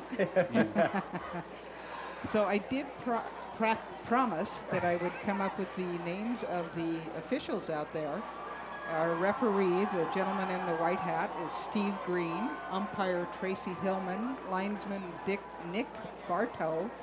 Line judge Fred Perkins. Back judge Ace Beckham. And alternate Wayne Hancock. Well, we should have known Steve was our referee last Well, week. and Tracy was our umpire. I actually did think that was Tracy. Our buddy Fred Perkins. I know. They're going to think we're stalking them. If they end up at all our games, this could be some trouble here. Well, we want to thank the South Kitsap TV production crew, Mr. Mike Downham, the instructor of the video program here at South Kitsap, Matthew Swaggart, the production coordinator, and a great group of folks bringing you this game and all of the home football games and a bunch of other things on Channel 205 on Wave Broadband. And tonight we also need to thank the Kitsap Sun for running it live on the internet with the sponsorship of Peninsula Subaru at kitsapsun.com/football. And hopefully people are looking at this on their mobile devices. They have set it up so it's on YouTube as well, and so it's immediately archived. So if you didn't see it during the time we told you to look for it, go on YouTube and look for it, and it is already there. Well, Newport will be kicking off, so South Kitsap will be receiving, which is a plus point for them being down on the scoreboard. Let's see what this offense has to hold for us. Not a lot of passing by either team yet, so we'll see if it'll get, the airwaves will be opened a bit. South Kitsap's got a deep receiver back at about the 5-yard line. And picked up at about the 7 by 21. He's out to the 30. That was a nice run back by Taro Bell. Taro had about 130 yards last week for these Wolves. We'll see if he can get a couple more this half. And they're going to place it at the 32-yard line of the South Kitsap Wolves. That's where they will start out in this first offensive series of the second half. Number 7, Cooper Canton, the junior out there. Now, you know the coach and Cooper, I'm sure, Curtis, and Cooper is not playing because he's the coach's son. Exactly. Many people look at this team and think, oh boy, the head coach's son is starting QB. Well, Marshad. Oh, an excellent run by number 23, Marshad DeWalt. And you mentioned, where was he? We didn't see him carry the ball much in that first half. Uh-oh, flag. Well, let me tell you something about Coach Canton. I played for him in junior high, and he doesn't mess around. He plays the people that deserve to play. If you aren't putting out in practice, he'll pull you out of the game. So I think it's great that Cooper is starting. And he started a couple games last year for Kevin Watley when he was out, and he did a fantastic job. And, Coach Canton, I think he's one of the best already coaches we've had, and it's been his second year. Well, unfortunately, that penalty is going to go against the South Kitsap Wolves, and it's going to move them back 10 yards from the original line of scrimmage. First down and 20 now. Well, they look pumped. I'll tell you that. Well, that was a hold on that particular call. Cooper still got it. Coming around this side. Oh, just overthrew that time. A little bit out of the reach of the intended receiver, number 3, Logan Knowles. And, there was a great story in the football prep pages that Nathan Joyce, the editor of the sports editor of the Sun, wrote about Logan, and Logan apparently suggested Cooper go to the QB and he'd go out to running back Or wide receiver, excuse me. exactly. Yeah. So great story about him. He's planning on going to the Naval Academy of Baseball.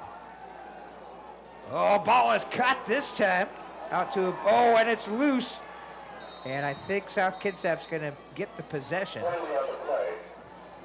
It's caught by Marcus Burke. Another flag down there, right about the point of the reception.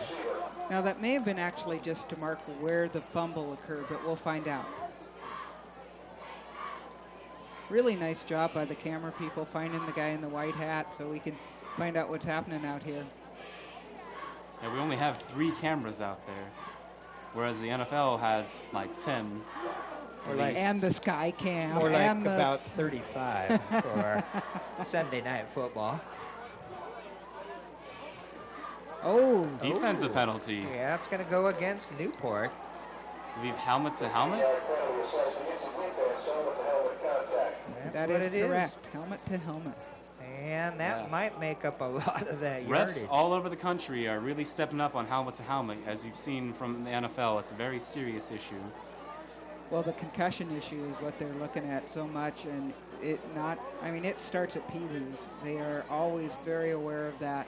Goes through high school, college a lot, and then obviously where in the pros, they've even had the lawsuit as to how dangerous football was, which I always wondered why these guys didn't realize that. Yeah, they recently had like billions of dollars go into this lawsuit. And you know, I've had a concussion before. It's not fun. It's not a good feeling.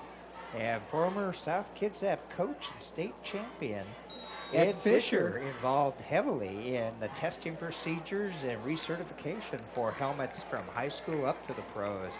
It was great to hear Ed still involved in the game. Great guy. Okay, that was a huge penalty in favor of South Kitsap. Moves him into the 45-yard line of Newport. And broken tackle, a breakaway. A nice job there by Marshawn DeWalt. You know, he's about the only one who could take Throckmorton on head-on, bounce off him, and get some first down yardage out of that. They sent in their backup quarterback, Connor Reed, for that play. Good catch. Gave Cooper a little bit of a rest. Now he's back out. The ball down to the 31-yard line of the Knights. Band getting into it now. And off to the running back, and this time about 3 defenders are able to take Marshawn down. That's what it takes to bring Marshawn down. Well, it's like Coach Canton said, that here's my secret weapon. I'm not going to show him in the first half, and I'm going to have him pound them in the second. Marshawn, he is so dangerous. He's been dangerous ever since Pee-wees, really. Connor Bauman bringing him down. Pickup of about 5 yards, second down for South Kitsap. Good fake. Cooper with the ball. Open receiver down to about the 20-yard line. Still on his feet. And I think that would be a time to go down. That was our defensive star. That was our defensive star, Ramon Marin. He caught that. The yellow hanky there. And we'll have to see what that one is for. It might be the extracurriculars at the end, but, you know, I did not hear the whistle. That's almost on the referees. Personal foul against the Newport Knights. That's going to be another big one. I really like the way Cooper threw that particular one. He waited till the defender was in his face, which is what he was supposed to do, and then threw it. South trying to line up before the Hankies even picked up. Yeah, they got to mark it off, though. Yeah, you do want to get those yards first. That's correct. Half the distance to the goal. Notice a change in passion right now. Great crowd out here tonight supporting the South Kitsap Wolves. So first down on the 10-yard line. First and goal to go for the South Kitsap Wolves.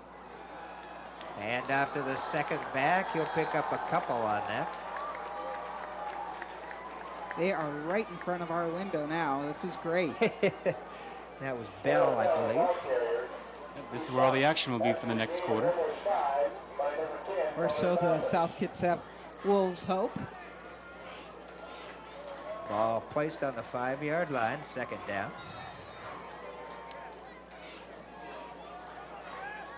The familiar South Kitsap I formation. And Cooper's going to keep it. Looking for somebody to put it to in the air. Oh, somebody. Oh, boy. That was what a catch. That was a great catch, but that was a scary pass. I do not believe that was the receiver he was trying for, but that's okay. Yeah, who's coming away with that? Was that Maynard? No, Maynard was the one who was wide open, but didn't get past 2. Okay. I thought it was 81, but I would never swear to it, that's for sure. I couldn't tell, as you could Might see have been when Corey as soon as he Bell. caught it, they all piled you on thought, top of him. We'll name everybody on the team, and somebody is going to be right. And that puts 6 on the board for South Kitsap. A great way to come out of the locker room after halftime. PAT attempt. And it's through the uprights. 14 on the board for the South Kitsap Wolves. Cut 7 off that Newport lead. You know, I love high school football and those extra points because they're never for sure. Little instant replay for us. All right, let's see if we can see that number. That was, I still couldn't tell. There was a 1. Yeah. That's where I thought 81. Oh, and you thought 21, Taro Bell, so I do not know. Could have also been Joshua Franklin, 31. He's a wide Anybody receiver. ending in 1. I'd never seen instant replay here before. I didn't know we could do that. No, That's great. That's one of the things Matthew Swagger's definitely helped them develop, so it's pretty cool. Yeah, I love that. That's great. So 21 for Newport, but South Kitsap right back into this ball game on that opening drive of the 3rd quarter. And then our beautiful cheerleaders, of course. Second week of high school football 2013. And next week, South Kitsap on the road, I believe. They do play in Purdy against road. Gig Harbor Tides. 40 miles down the highway. Not much of a road. Gig Harbor always puts out a good team. As we said, this Narrows League is so competitive.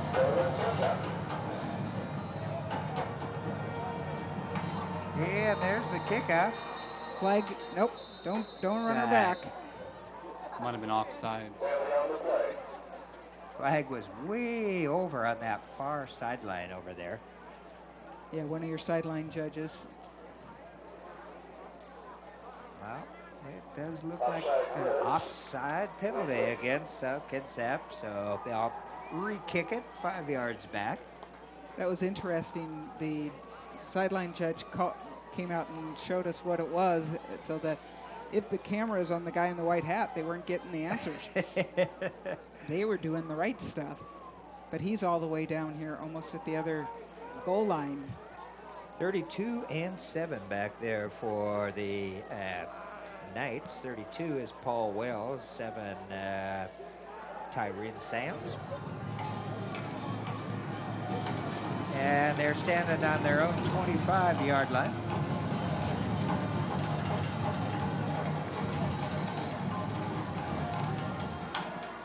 That one's a squibber on the ground, picked up at the 25, and right up through the middle to the 50.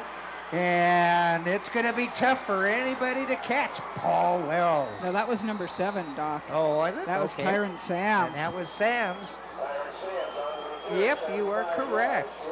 Wow. Not sure if the squib kick was a smart idea. They're right up through the middle of the thought. green. Yeah, took all of about 16 seconds. Make that 12.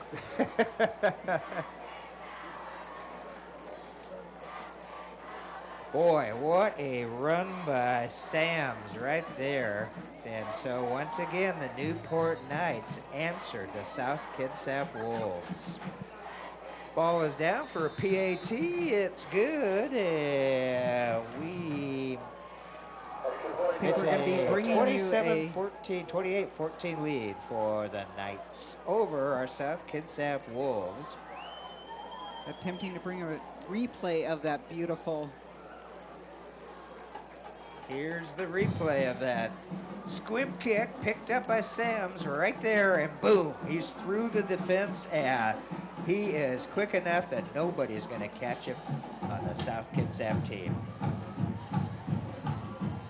Yeah, nice job on replay there by our replay crew.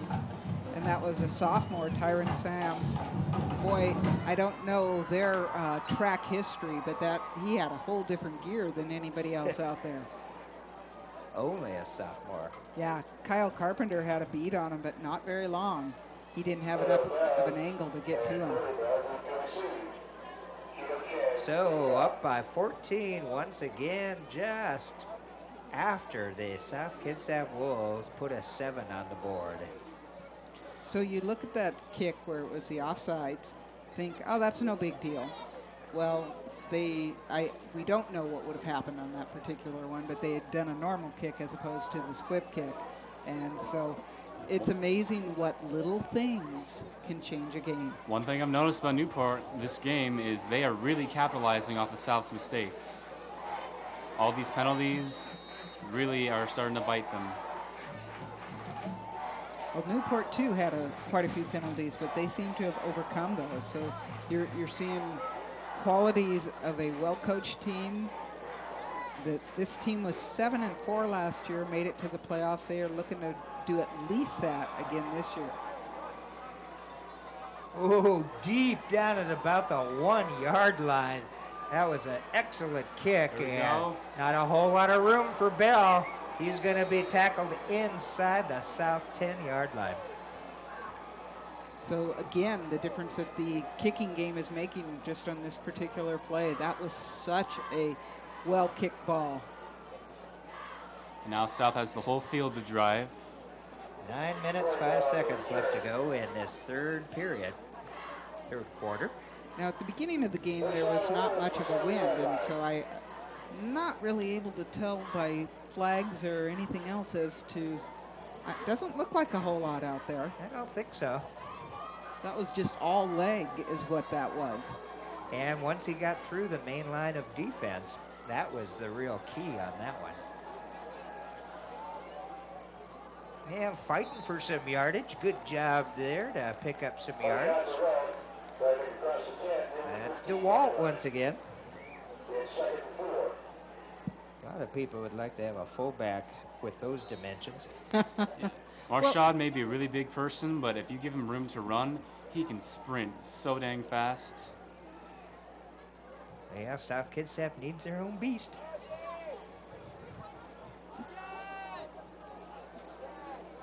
Second down, about 4 to go for the first, so South Kitsap's got a little bit of breathing room. Canton with the handoff, and this time DeWalt only pick up about a yard, driven out of bounds. So this hand clap that they're doing prior to the snap, is that a timing device? That is him saying get set. He'll say down and then set. Is this something that same sort of thing you saw at Sedgwick? Yes. So it's a kind of a Eric Cantonese sort of thing. Yeah. Third down now for South Kitsap. They've got to get a couple of yards to keep this drive alive.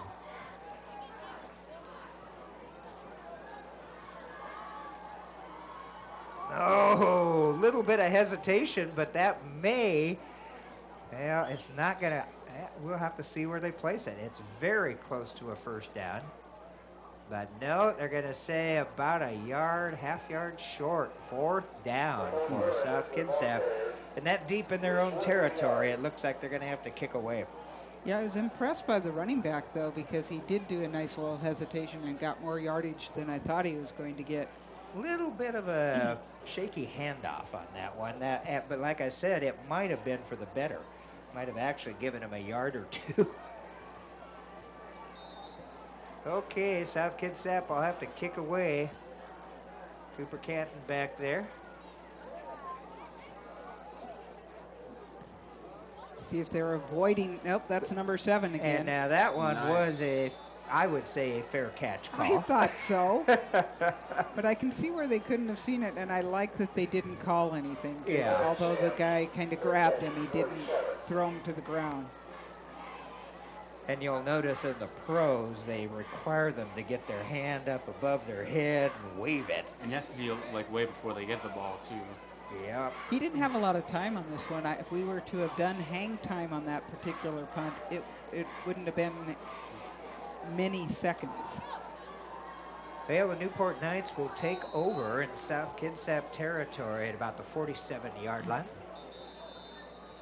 Yeah, we've got a timeout. It's going to be it's going to be the Newport Knights.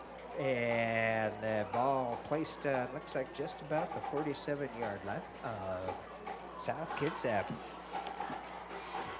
Well, Curtis, they did some renovation to the pool here at South Kitsap this summer. Yes, actually, it's the first renovations that they've done since it was first built in 1980.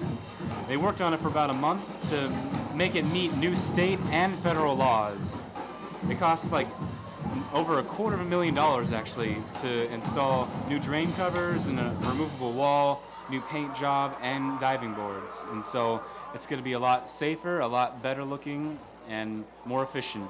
Well, you know, it's not just for the school either. It's really the community pool here in the South Kitsap area. I've got family and friends who would go quite often during the community swims. They got swim teams, they have adult swimming classes. It's a pretty good place. You live this close to water, you better have somewhere you can learn how to swim. So I'm liking that many of the school districts are trying to maintain a pool. Hand off to number 10. Oh, he broke a couple tackles, still on his feet. There's a yellow hack there. But a good job of running by Captain Connor Bauman. Might be coming back, though. Well, whereas DeWalt was kind of the secret weapon for South Kitsap, I had read quite a bit about Connor Bauman as one of their leading running backs, and we didn't see number 10 running it much in that first half. So that didn't surprise me. And it's against the Knights.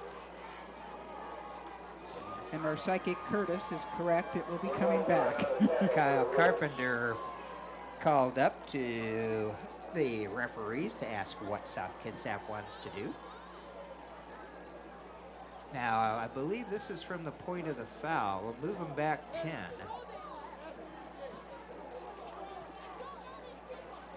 And it will repeat first down. Correct. Be first down once again. So first and 20. That's actually going to be about first and 5. Oh, first and 5. Oh. That's when it happens at the point of the foul. So first down and 5 to go for first now for Newport. The ball is at the 42, 43-yard line for the Knights. Man in motion. Yeah, once again, it goes to big number 10. Bauman, you're correct. Now he's getting all the action for the Knights. 6'3", 222. He's big. And a senior.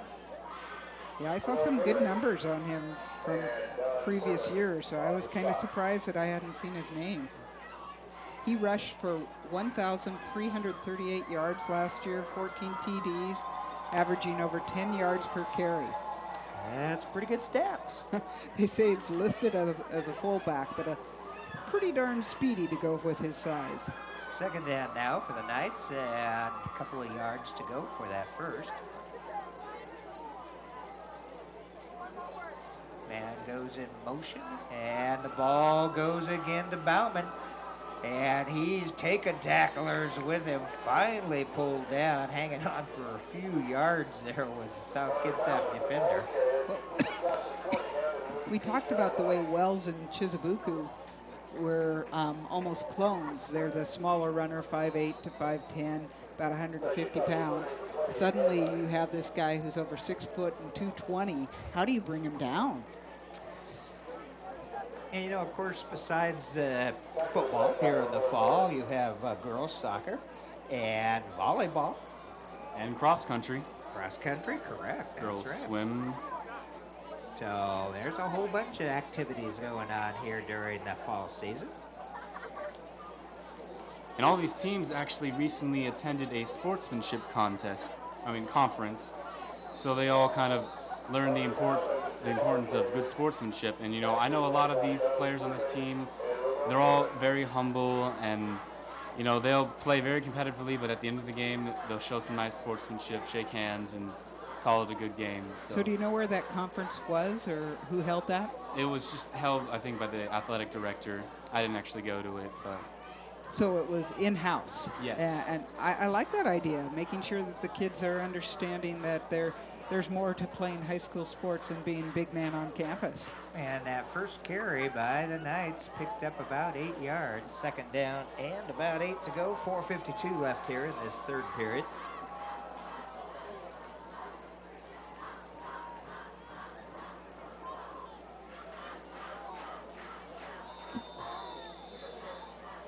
Whistles.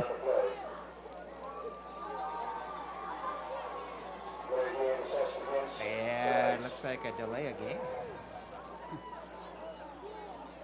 They must have felt too close to the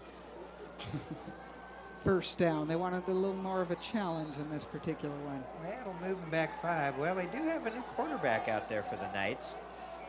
It would be number 9, J.P. Roughton. They have about 10 guys listed as quarterback on there. Saw so that. I think they have some variety. One time at Sedgwick, we were just totally dominating, so we put one of our linemen at running back and quarterback. Oh, really that's funny. a nice hit. And it's number 50, holding on to stop Bauman to only a few yards on that. That would be Donald Furman, another senior for the Wolves. Well, as we talked about, these Wolves lost quite a few seniors from last year, so they're going to have to develop another core of leaders and make the people who are going to show the younger guys how to do this. Third down now for the Knights, and they've got about 5 yards to go. They've got to get inside that 20-yard line to continue this series or to come up with 4th down.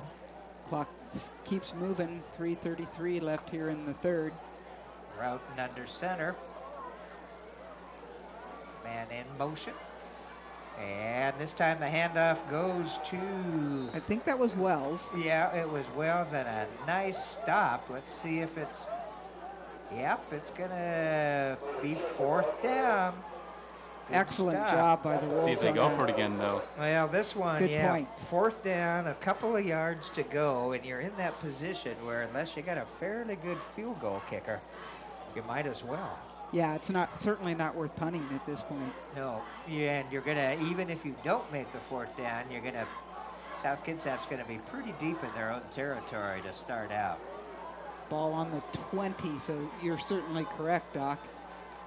Roughton looking over, man in motion, and handoff goes to that running back, and I think it's gonna be enough for the first. We'll have to see. Depends upon its placement. Yep. Looking at I the think guy a in knee the went white. down before the rest of his body went down, so That was Chizabuka. it's going to be close.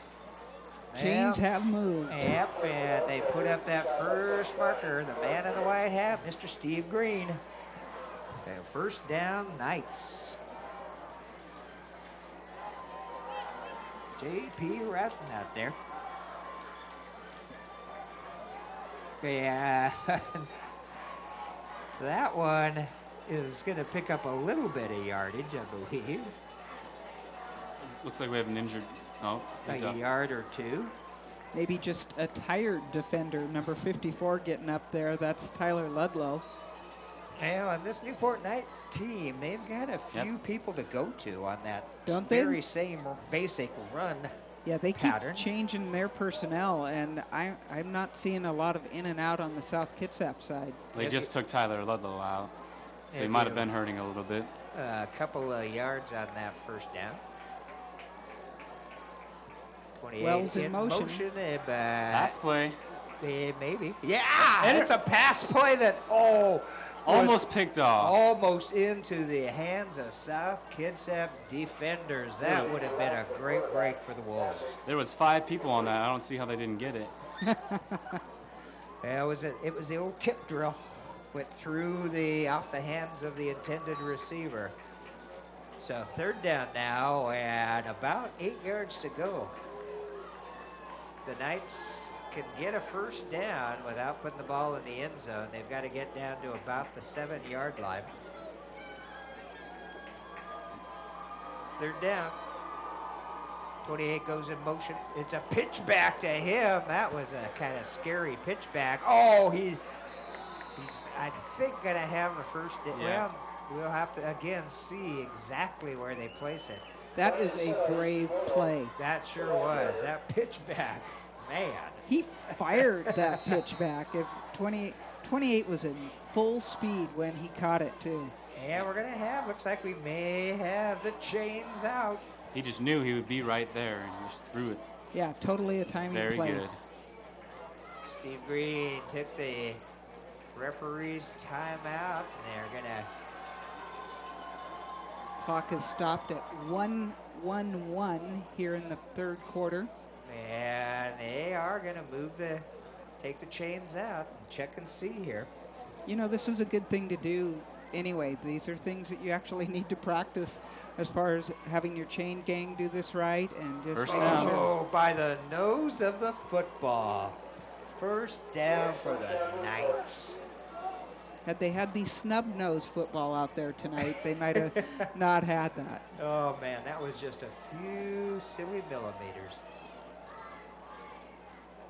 So 1st down inside the 10-yard line. 1st and goal to go for the Newport Knights. This Newport team just drives and drives and drives and takes time. They have almost used up the entire 3rd quarter here. This looks like deja vu from last year, but on the other side.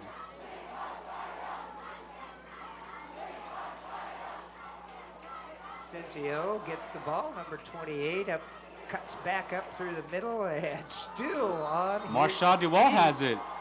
Looks like he stripped man, it. The ball loose. South Kitsap says they have come away with it. I have not seen the man in the white hat indicate that yet.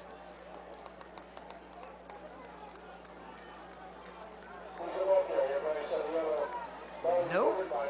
Newport still maintains possession. Is that what they're saying? That's not what Newport looks like. They're bringing out Oh, their they opposite. are. I Yeah. didn't see Steve point here. Yeah, it is a takeaway from South South Kitsap ball. Kitsap Wolves. And I believe it's a touch back. It looks like they're going out to the 20. Oh, Yeah, must I have don't gotten know. The end zone, I guess. Fumble in the end zone. Yeah, they are out at the 20. So fumble in the end zone picked up by Marshad Dawab. Very good resilience from Marshall. Oh boy, that's a big, big play for South Kitsap. They really could use a little positive energy going their way. 42 and a half seconds left to go in this 3rd quarter. Already think of basketball, Kitty. Doc, we're only in week 2 of football. Pitch out. There goes Terrell Bell. Yeah, they got a little bit of running room, but a pretty good job on the defense that time. Number 22, hanging in there. That's Ramon Galvin. One of the bigger Newport Knights was out there on the end, and it took 2 Wolves to block him, and it was not overly successful. Well, they'll pick up about 4 of that. 2nd down for South Kitsap. Keep the ball moving. That's what they need. Clock is ticking, 10 seconds, and it looks like they're just going to wait for the end of the 3rd quarter here at Joe Knowles Stadium. The Wolves have possession, but they're down by 14 to the Newport Knights, 28-14. They just want to come to our end of the stadium and show us how they can do it from this way. Well, again, we want to thank the South Kitsap TV production crew and congratulate them. That was a great halftime presentation on the Emmy Awards that the South Kitsap Video Production team won. How many did they win? We won 4 out of 9 nominations. Excellent job. One of our guys actually had 5 of those nominations.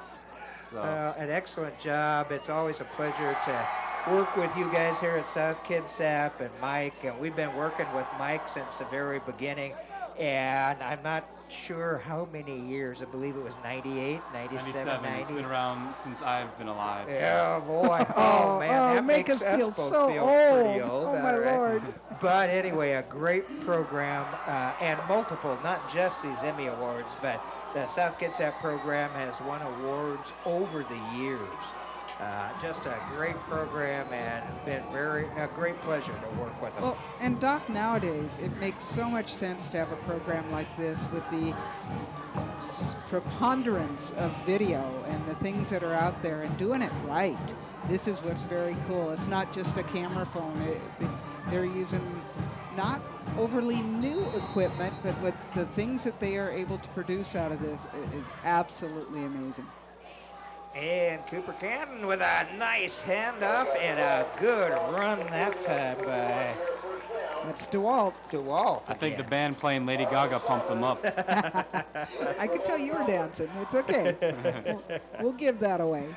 First down for South Kitsap. Now they're still in their own territory. Ball at the 31-yard line.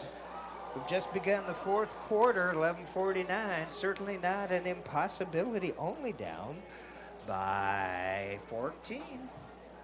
Now I am noticing that Cooper's going to the sideline to get the play, which I always think is such a tough thing for that quarterback. How they're not exhausted by the end of the game, I don't know. And I thought he was going into the shotgun, but a quick hike and a quick pass, incomplete. That was intended for Marshawn. So not only have they got him running out there, they're making him a receiver. That was a well-devised play. Had he had that a little bit farther ahead, that was going to get several yards. Second down now. If he could have broke through those first two people, would have been end zone for him. Does stop the clock. Which in South's favor.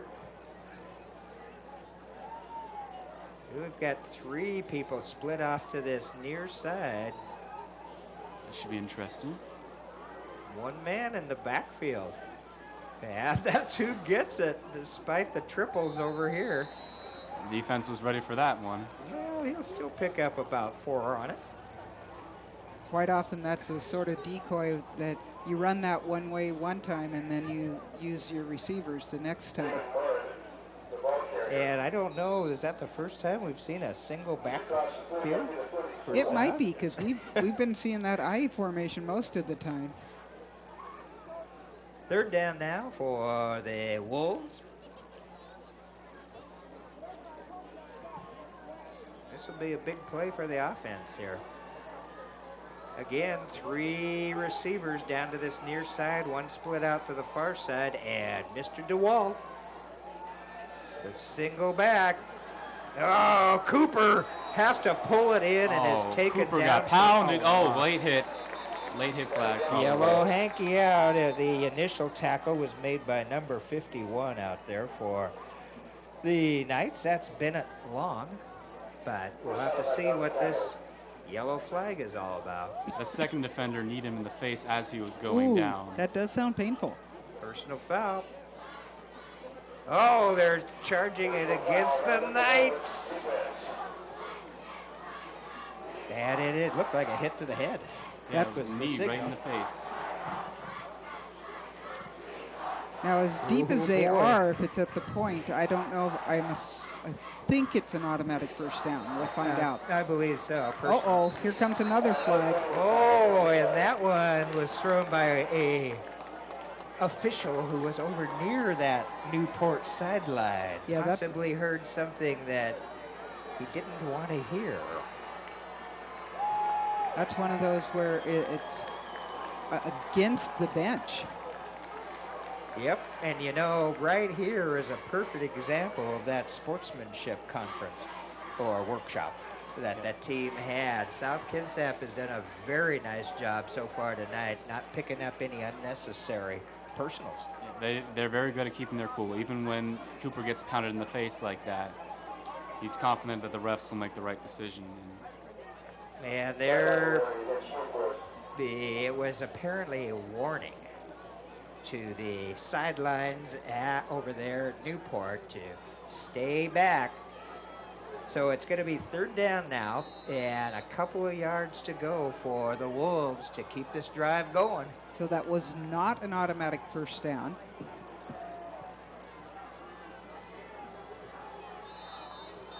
Cooper remains in the game.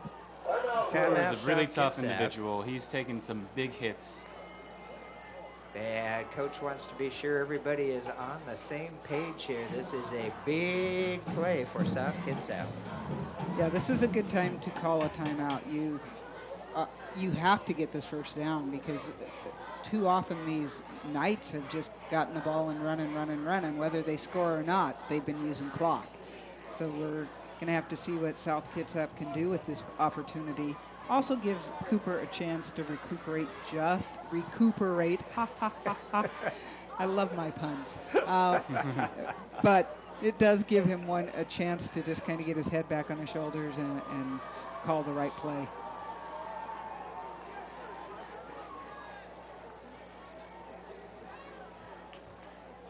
Third down and about 3 yards to go for South Kitsap to get another first.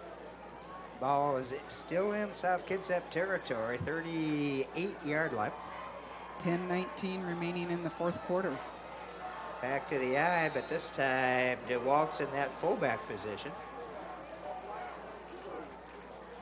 Handoff goes to the second running back. There you go. Nice job by number 25. He's going to get across the 40.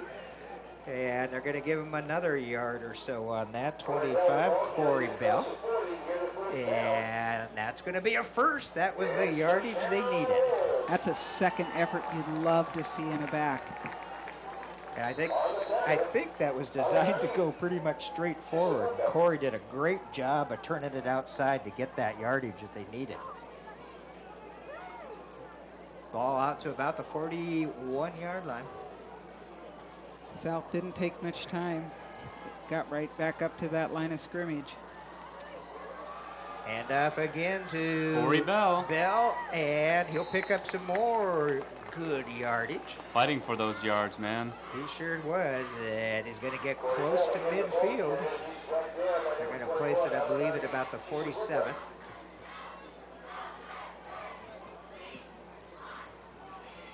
Clock continues to tick, though. 9 minutes and 30 seconds left to go in the ball game. You know, not only is this team good with the sportsmanship, but they're really good at teammate encouragements. When they make mistakes, they're like, it's all right. And when they make great plays, they're like, wow, that's awesome, man. And that's something that you'll remember your whole life. Marshall there's DeWalt. Yeah, he's taking the crowd with him. And he's going to get, I believe, the first down on it. I mean, he must have had 4 or 5 guys in white hanging on to it. It's always nice to see a white blanket on somebody and carry him along. First down. Ball into Knight territory down to the 47-yard line of the Newport Knights. Just kind of think South needs a little bit more urgency, maybe calling 2 plays or something on the sideline. Braden Maynard in for wide receiver. 2 split to this near side, 1 to the far side. It's a pitch back to the running back. Terrell Bell. And he's not going to pick up a whole lot. Flag comes in, and we'll have to see if that's a hold or something else. Seems awfully late for a hold. You'd almost think it's a defensive, but you are It's a seeing hold. Yep. Against South Kitsap. I think it was the guy blocking for Terrell that. He didn't hold very well, did he? Because he didn't get very far. Well, Steve Green will talk to the captain on Newport to ask him what they want to do. They're going to take the penalty. In which case, that'll move South Kitsap back 10, but it'll give them the down over.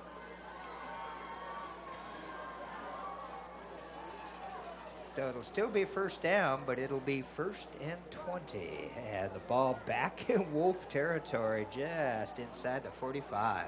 8:31 to go. Looks like Newport actually has quite the fan bus out there. They got a good crowd, all right.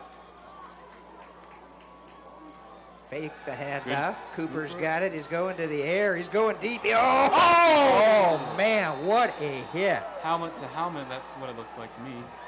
It was, I think, a good defensive play. And the defender getting up slowly on that one. It was intended for number 21, Taro Bell. Timed perfectly by that defender. Yep. That was just a good hit, but there is a yellow hanky down back at the line of scrimmage. Nope, I guess not. I like how you call it a yellow hanky. Because it really isn't a flag. Second down and 20 for South Kitsap. Ooh. That should be an offside. Yeah, I believe it will be. That not only did he get into the neutral zone, I believe he touched helmet. I did not see anybody on the South Kitsap side. Neutral zone infraction, you were correct. So that'll give him 5. That's Second always down and 15. That never hurts. Especially when you got 20 to go. But the clock is momentarily stopped. They'll signal it. With the penalty, I think it will It will stop until the ball goes in play. I think, but we'll find out, won't we? 18.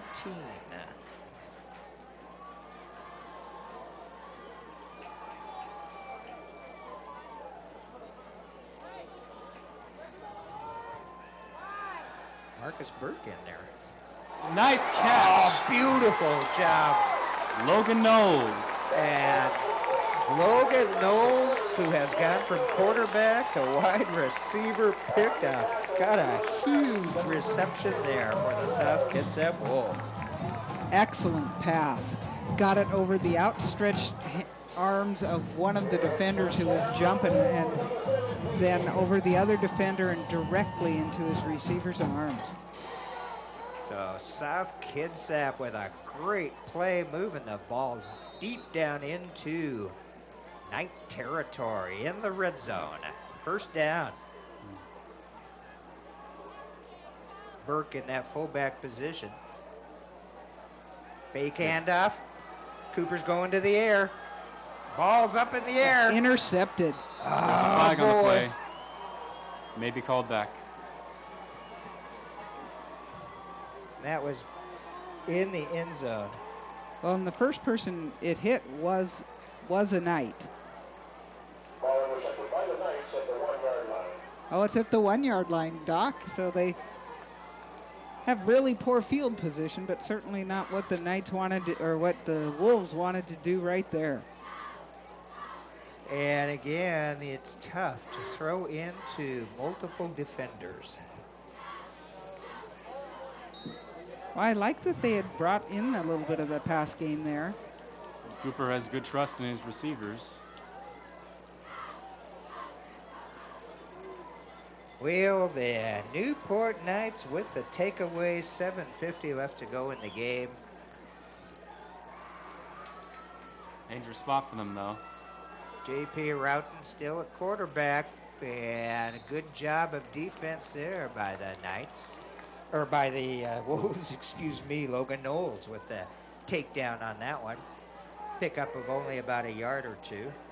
If they can stop these guys, they're going to get some good field position. They certainly have time. South Kitsap only has 2 timeouts left, same with the Knights. This could be the first high school safety that I ever see. Seriously, I've never seen it before. It's rare. Ball They are at very rare. About the 4 yard line. J.P. Roughton there under quarterback or under center.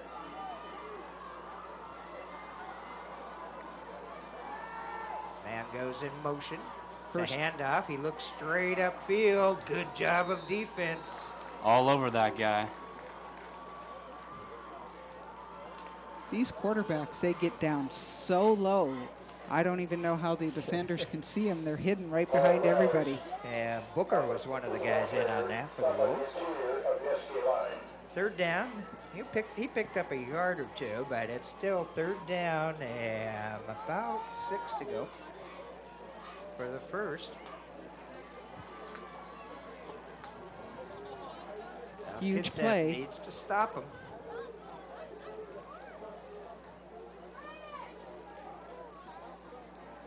'24 goes in motion. He's the one with it. Oh, good job on the defense once again by the South Kitsap Wolves. That was Kyle Kennedy, number 63, with the takedown. He was right in there on that one, too. Coach Canton talked about his defense being the important part of this team, and look what they've just done. They've made a huge stop right there. Now you're 4th down, deep in your own territory. Yeah, I don't think they're going to go for it. I don't think they're going to go for it, but might they try to pull him off once again? Doesn't look like it. We'll see. Snap a little high, but pulled down by the number 7, the old QB. And that was South Kitsap does a smart thing by just staying away from that one. They're going to get great field position, but the clock is against them. 5 minutes, 27 seconds left to go. That was not a very good punt, though, so I hope they can take advantage of that. It was Sam's, number 7, who punted that one. And yeah, like you said, Kitty, they got half a dozen at least QBs that are listed, here on the exactly. roster. Well, no matter what happens in this game, we're still looking at South only down by 14. They might be able to do this, but they do have to be impressed with what their defense has done this half. The only 7 points were scored on that run back by Sam's. They've given up quite a few yards here and there, but they took the ball away in the end zone in the one case, and this particular stop was huge. Handoff goes to 21. That would be Taro. Pick up about 3 or 4 on that. 2nd down. Notice that Cooper only went halfway to the sideline and has to improve his hearing in order to get that. I know, they've got to get some urgency to this. They do have some hand signals for their team, so that helps.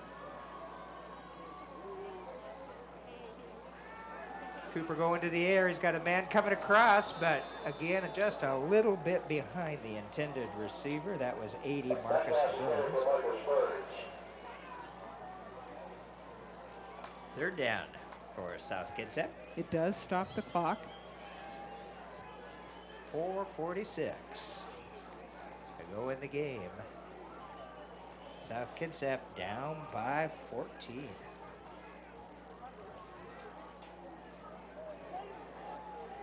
Offense looking to make a big play here. DeWalt in the fullback position. Bell in the halfback, running back. Drop back for Cooper. It's going up to the air, and it's way beyond everybody.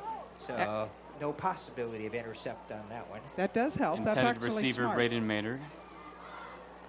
I really like the blocking on that. He had plenty of time for that. Smart enough to know that he didn't have an open man, and overthrow out of bounds is okay. Well, this may be the penultimate play of the game for the South Kitsap Wolves. 4th down, about 6 yards to go to keep this drive alive. With about 4:43 left to go. Cooper's got 3 receivers split out. He's going to the air. Oh, the cutting. And I don't know, that should have been I thought that was foul. awfully early. That was a low blow as well. I agree on that one. The number 3 was the intended receiver, Logan Knowles, but the defender went down, got him at the knees. And it looked pretty close to the ball not having gotten to the receiver yet. But no flag. That is correct, and we are looking, we're looking at it from a distance. You got the officials on the field who don't get instant replay. They have to go with what they see in real time. That's right, we have no red beanbags for the coaches to throw out. Maybe someday we will, though. Well, a tough turnover for the South Kitsap Wolves. 1st down for the Newport Knights, leading 28-14 in tonight's ball game. And up through over the right tackle position. And there's a flag out there. The Newport Knights take it out almost to midfield, and that's where that yellow flag comes out. Lil Kalima tried to strip it. Still trying to get the number on the running back who ran that. Oh, block in the back. Well, that's what happens when you get out in the open field. They'll still end up with a first down, even if they do it from the point of the foul.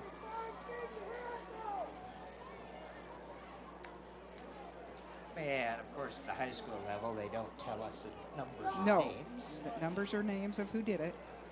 Coaches know, though. And those of you that record it can look at it and replay. You can. I hear that even on the YouTube version that it kind of has a DVR so you can go forward and back. So pretty cool. All right. First down for the Knights, but move back a ways. Yeah, there's might be a fumble. Yeah, ball is wide open, but Newport's it looks back on like it. Newport got to it. It came squirting out of that pile before any whistle blew. Nice camera work to show us that pickup at the end. Number 57 asking to come on out. He's been in there a lot. Yeah, I think it might have been Drew Sample that ended up picking that up for the Knights. I have a feeling that these Knights have a few other plays in their bag, and that we didn't see them all. Yeah, they're not going to lighten up in the last 4 minutes. Oh, definitely not. Clock is running. Second down now for Newport. Good. Oh, good reverse direction play by the quarterback, and off to the races, the Newport Knights. And the very last guy that had a chance to pull him down got just ankle tackle for 43. That was Ramon Marin again. And that was number 24, Kumbu Shizubuka. He's got a little bit of speed in that 5'8" frame. Man, he's been cranking up the yardage. Yes. Tonight. Yeah, I would. Close to 300, 200 maybe? I'd say maybe over 200. Some of that may have gone back, though, and then he had to get it again. Well, first a goal to go for the Newport Knights inside the South Kitsap 10-yard line.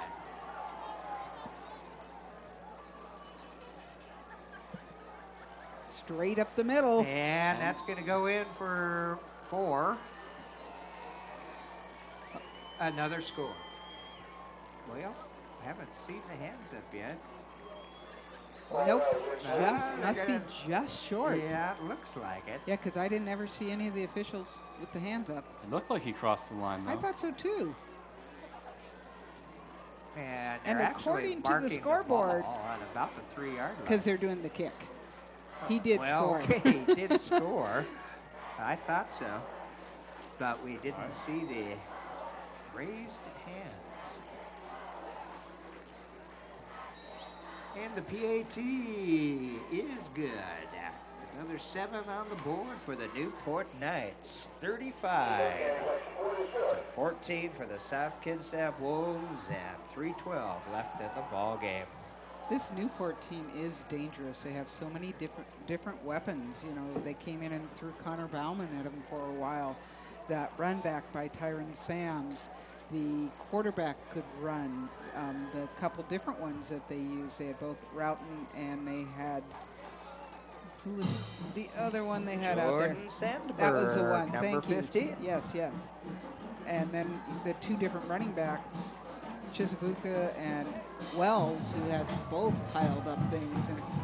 And after a plethora of penalties in that first quarter. You've been just waiting to say that, haven't you? The old Howard Cosell plethora of penalties. After that first quarter, though, Newport cleaned it up pretty good. They did. And we were seeing a much cleaner game. But, I mean, one of the things that we didn't see out of South, none of the unsportsmanlike conduct penalties, a couple little things here and there that it did cost them. Certainly things that the coaches can look at and help them improve upon. And really, what I think South Kitsap is going to have to work on is closing a few of those holes on that defensive line. Well, do you think that might be the 260 plus guy making some of those holes? They had a couple big guys on that line. They do indeed for the Newport Knights. So Newport will kick off to South. Bell and Bell back there. Sounds like a law firm. And it's Bell. Picks it up. Here we go, Corey Bell. Corey brings it out to about the 34-yard line. South. They got about 3 minutes and 3 seconds left to go in tonight's ball game from South Kitsap High School. Well, let's make sure we give a little bit of credit to some of those assistant coaches, because I know that they put in a ton of time. Here at South, we have Dustin Booth, Ryan Bradley, Troy Charlton, Rob Ells, Marcus Logue, Jared Prince, Corey Vartanian, Matt Winfrey. Make sure you look at that South Kitsap website, because they have some good profiles on these coaches. A lot of the guys are South Kitsap born and raised and came back and helped out. Other ones who've come new into the program. Nice to see so many people involved in this community event. Chris Hyatt, the trainer. Looks like Connor Reed, the backup, is in for quarterback. Always good to give game time to a backup. There is nothing different than actually getting hit by people other than people in the same color that you're wearing. And welcome to the new South Kitsap Super. That's true. Michelle Reed. They're getting new supers everywhere. Brand new one in Central Kitsap, and are replacing the Aaron Lavelle for Bremerton. So big changes in this area. Second down for South Kitsap.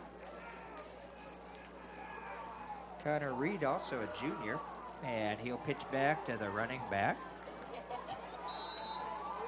So Coach Canton figures time to get a few other players some game time. People look at this as maybe garbage time, but I don't look at it that way. I think it's your opportunity to, as you say, bring in some new people, see what they can do, and see how they can run the offense and what you need out of them in the future. Third down, and about 4 yards to go for first down. And it never hurts to get that real playing time. Yes. It was kind of the backup's time to shine, really.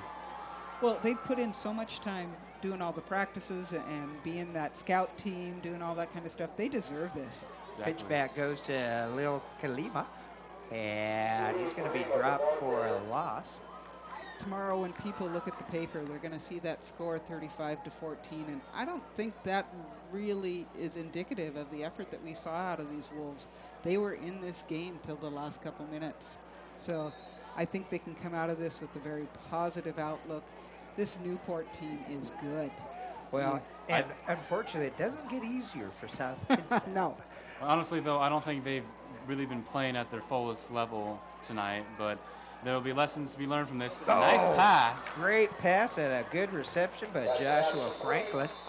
Moving the ball into Knight territory. We're under a minute left to go. Absolutely love them calling a pass at that point. Too often you'll just play run game forever and not give that backup that opportunity. So he really, this is a great experience.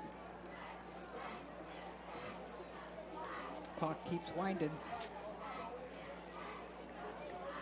First down for Connor Reed. Again, going to the air and across the middle. That one not held on to for the reception. To Marcus Burns. Looked a little low. One of my favorite passing formations, though, the Brett Favre across the middle. Slant across the middle. You know, I think a lot of people love to see that.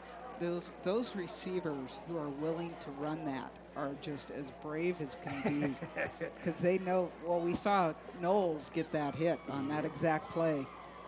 Oh, a nice handoff up through the middle, some positive yardage there. Tanner Paulson. Yep, Tanner. Another senior getting some yardage on that one, moving the sticks. 26.6, 25.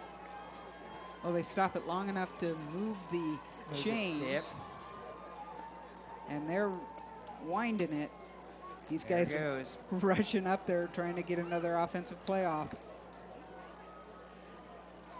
And Reed looking over things. He wants to go to the air. And that's exactly what he does. They unfortunately out of bounds, but it'll leave. It should stop the clock.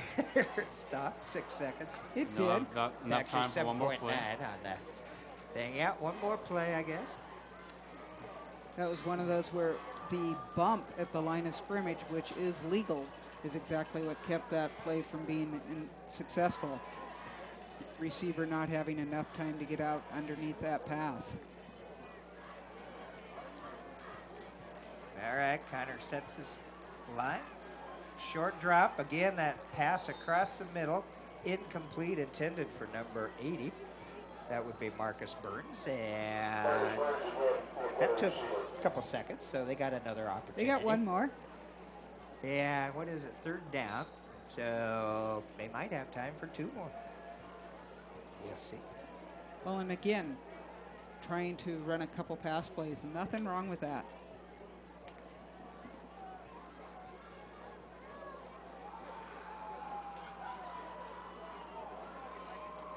One man in the backfield.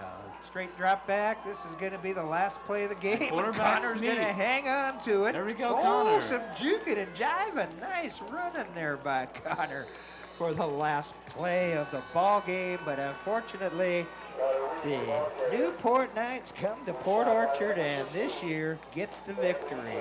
Well, it was a revenge match after getting beat last year on their home field. They certainly came prepared today.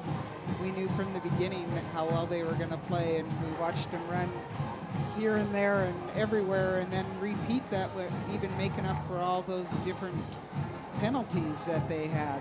South had some great signs out there. That the defense played extremely well in the second half, giving up 2 touchdowns. One was the run back, the other was when they were pretty tired by the end of that game. But I see some great signs for South out of that. Well, as we mentioned also, things are not going to get much easier. definitely Coming up not. next week, it's a trip down to Purdy to take on the Gig Harbor Tides, and the next home game is against Prep. I don't know if we even need to say Bellarmine anymore. Everybody in the Narrows League knows Prep. They do. Followed by just those Olympia Bears, the Yelm Tornadoes, Lincoln Abes, Stadium Tigers, Central Kitsap Cougars. So that is tough. Well, a young team out there for South Kitsap, but there were a lot of positives. I mean, there were many times that 2 out of 3 defensive stands were very good. True. So a lot of positives out there for the South Kitsap team, and congratulations to Mike Miller and the Newport Knights. They came to seek some vengeance, I think, for that loss last year. And South came down swinging. That's They a good sure thing. did. They did. There was never any give up, that's for sure. Yep, excellent fight all the way through. Well, once again, we've got to thank the Kitsap Sun for streaming this game live, and Peninsula Subaru making it possible for the Sun to do that. And every Friday night, we'll be bringing you a live football game. Next over week, it looks Kitsap like it's Sun. going to be Clahalia at North Kitsap. So that's your heads up. Okay. And really want to thank the production crew here at South Kitsap TV, our director, Sergio. Don't know his last name, but... Lomeli Flores. There you are. Okay, all right. You said that great. And, of course, Matthew Swagger doing a yeoman's job as production coordinator, and Mr. Mike Downham. Always fun to work with Mike. And, again, congratulations to him for having put together such an excellent video production program here at South Kitsap High School. Congratulations to the school for their wins in the Emmy Awards, as we saw hosted by Joyce Taylor. Very cool. So very nice. And let's wrap her up by saying thank you, Curtis, for coming up, joining us here on this broadcast. A lot of really great information. And, of course, our man who knows the names and numbers. That's true. Well, thank you very much. It's been a lot of fun. All right. Kitty Campagna, my partner on that other microphone, and I'm the doctor, Doc Parr, saying stay tuned. We will see you soon.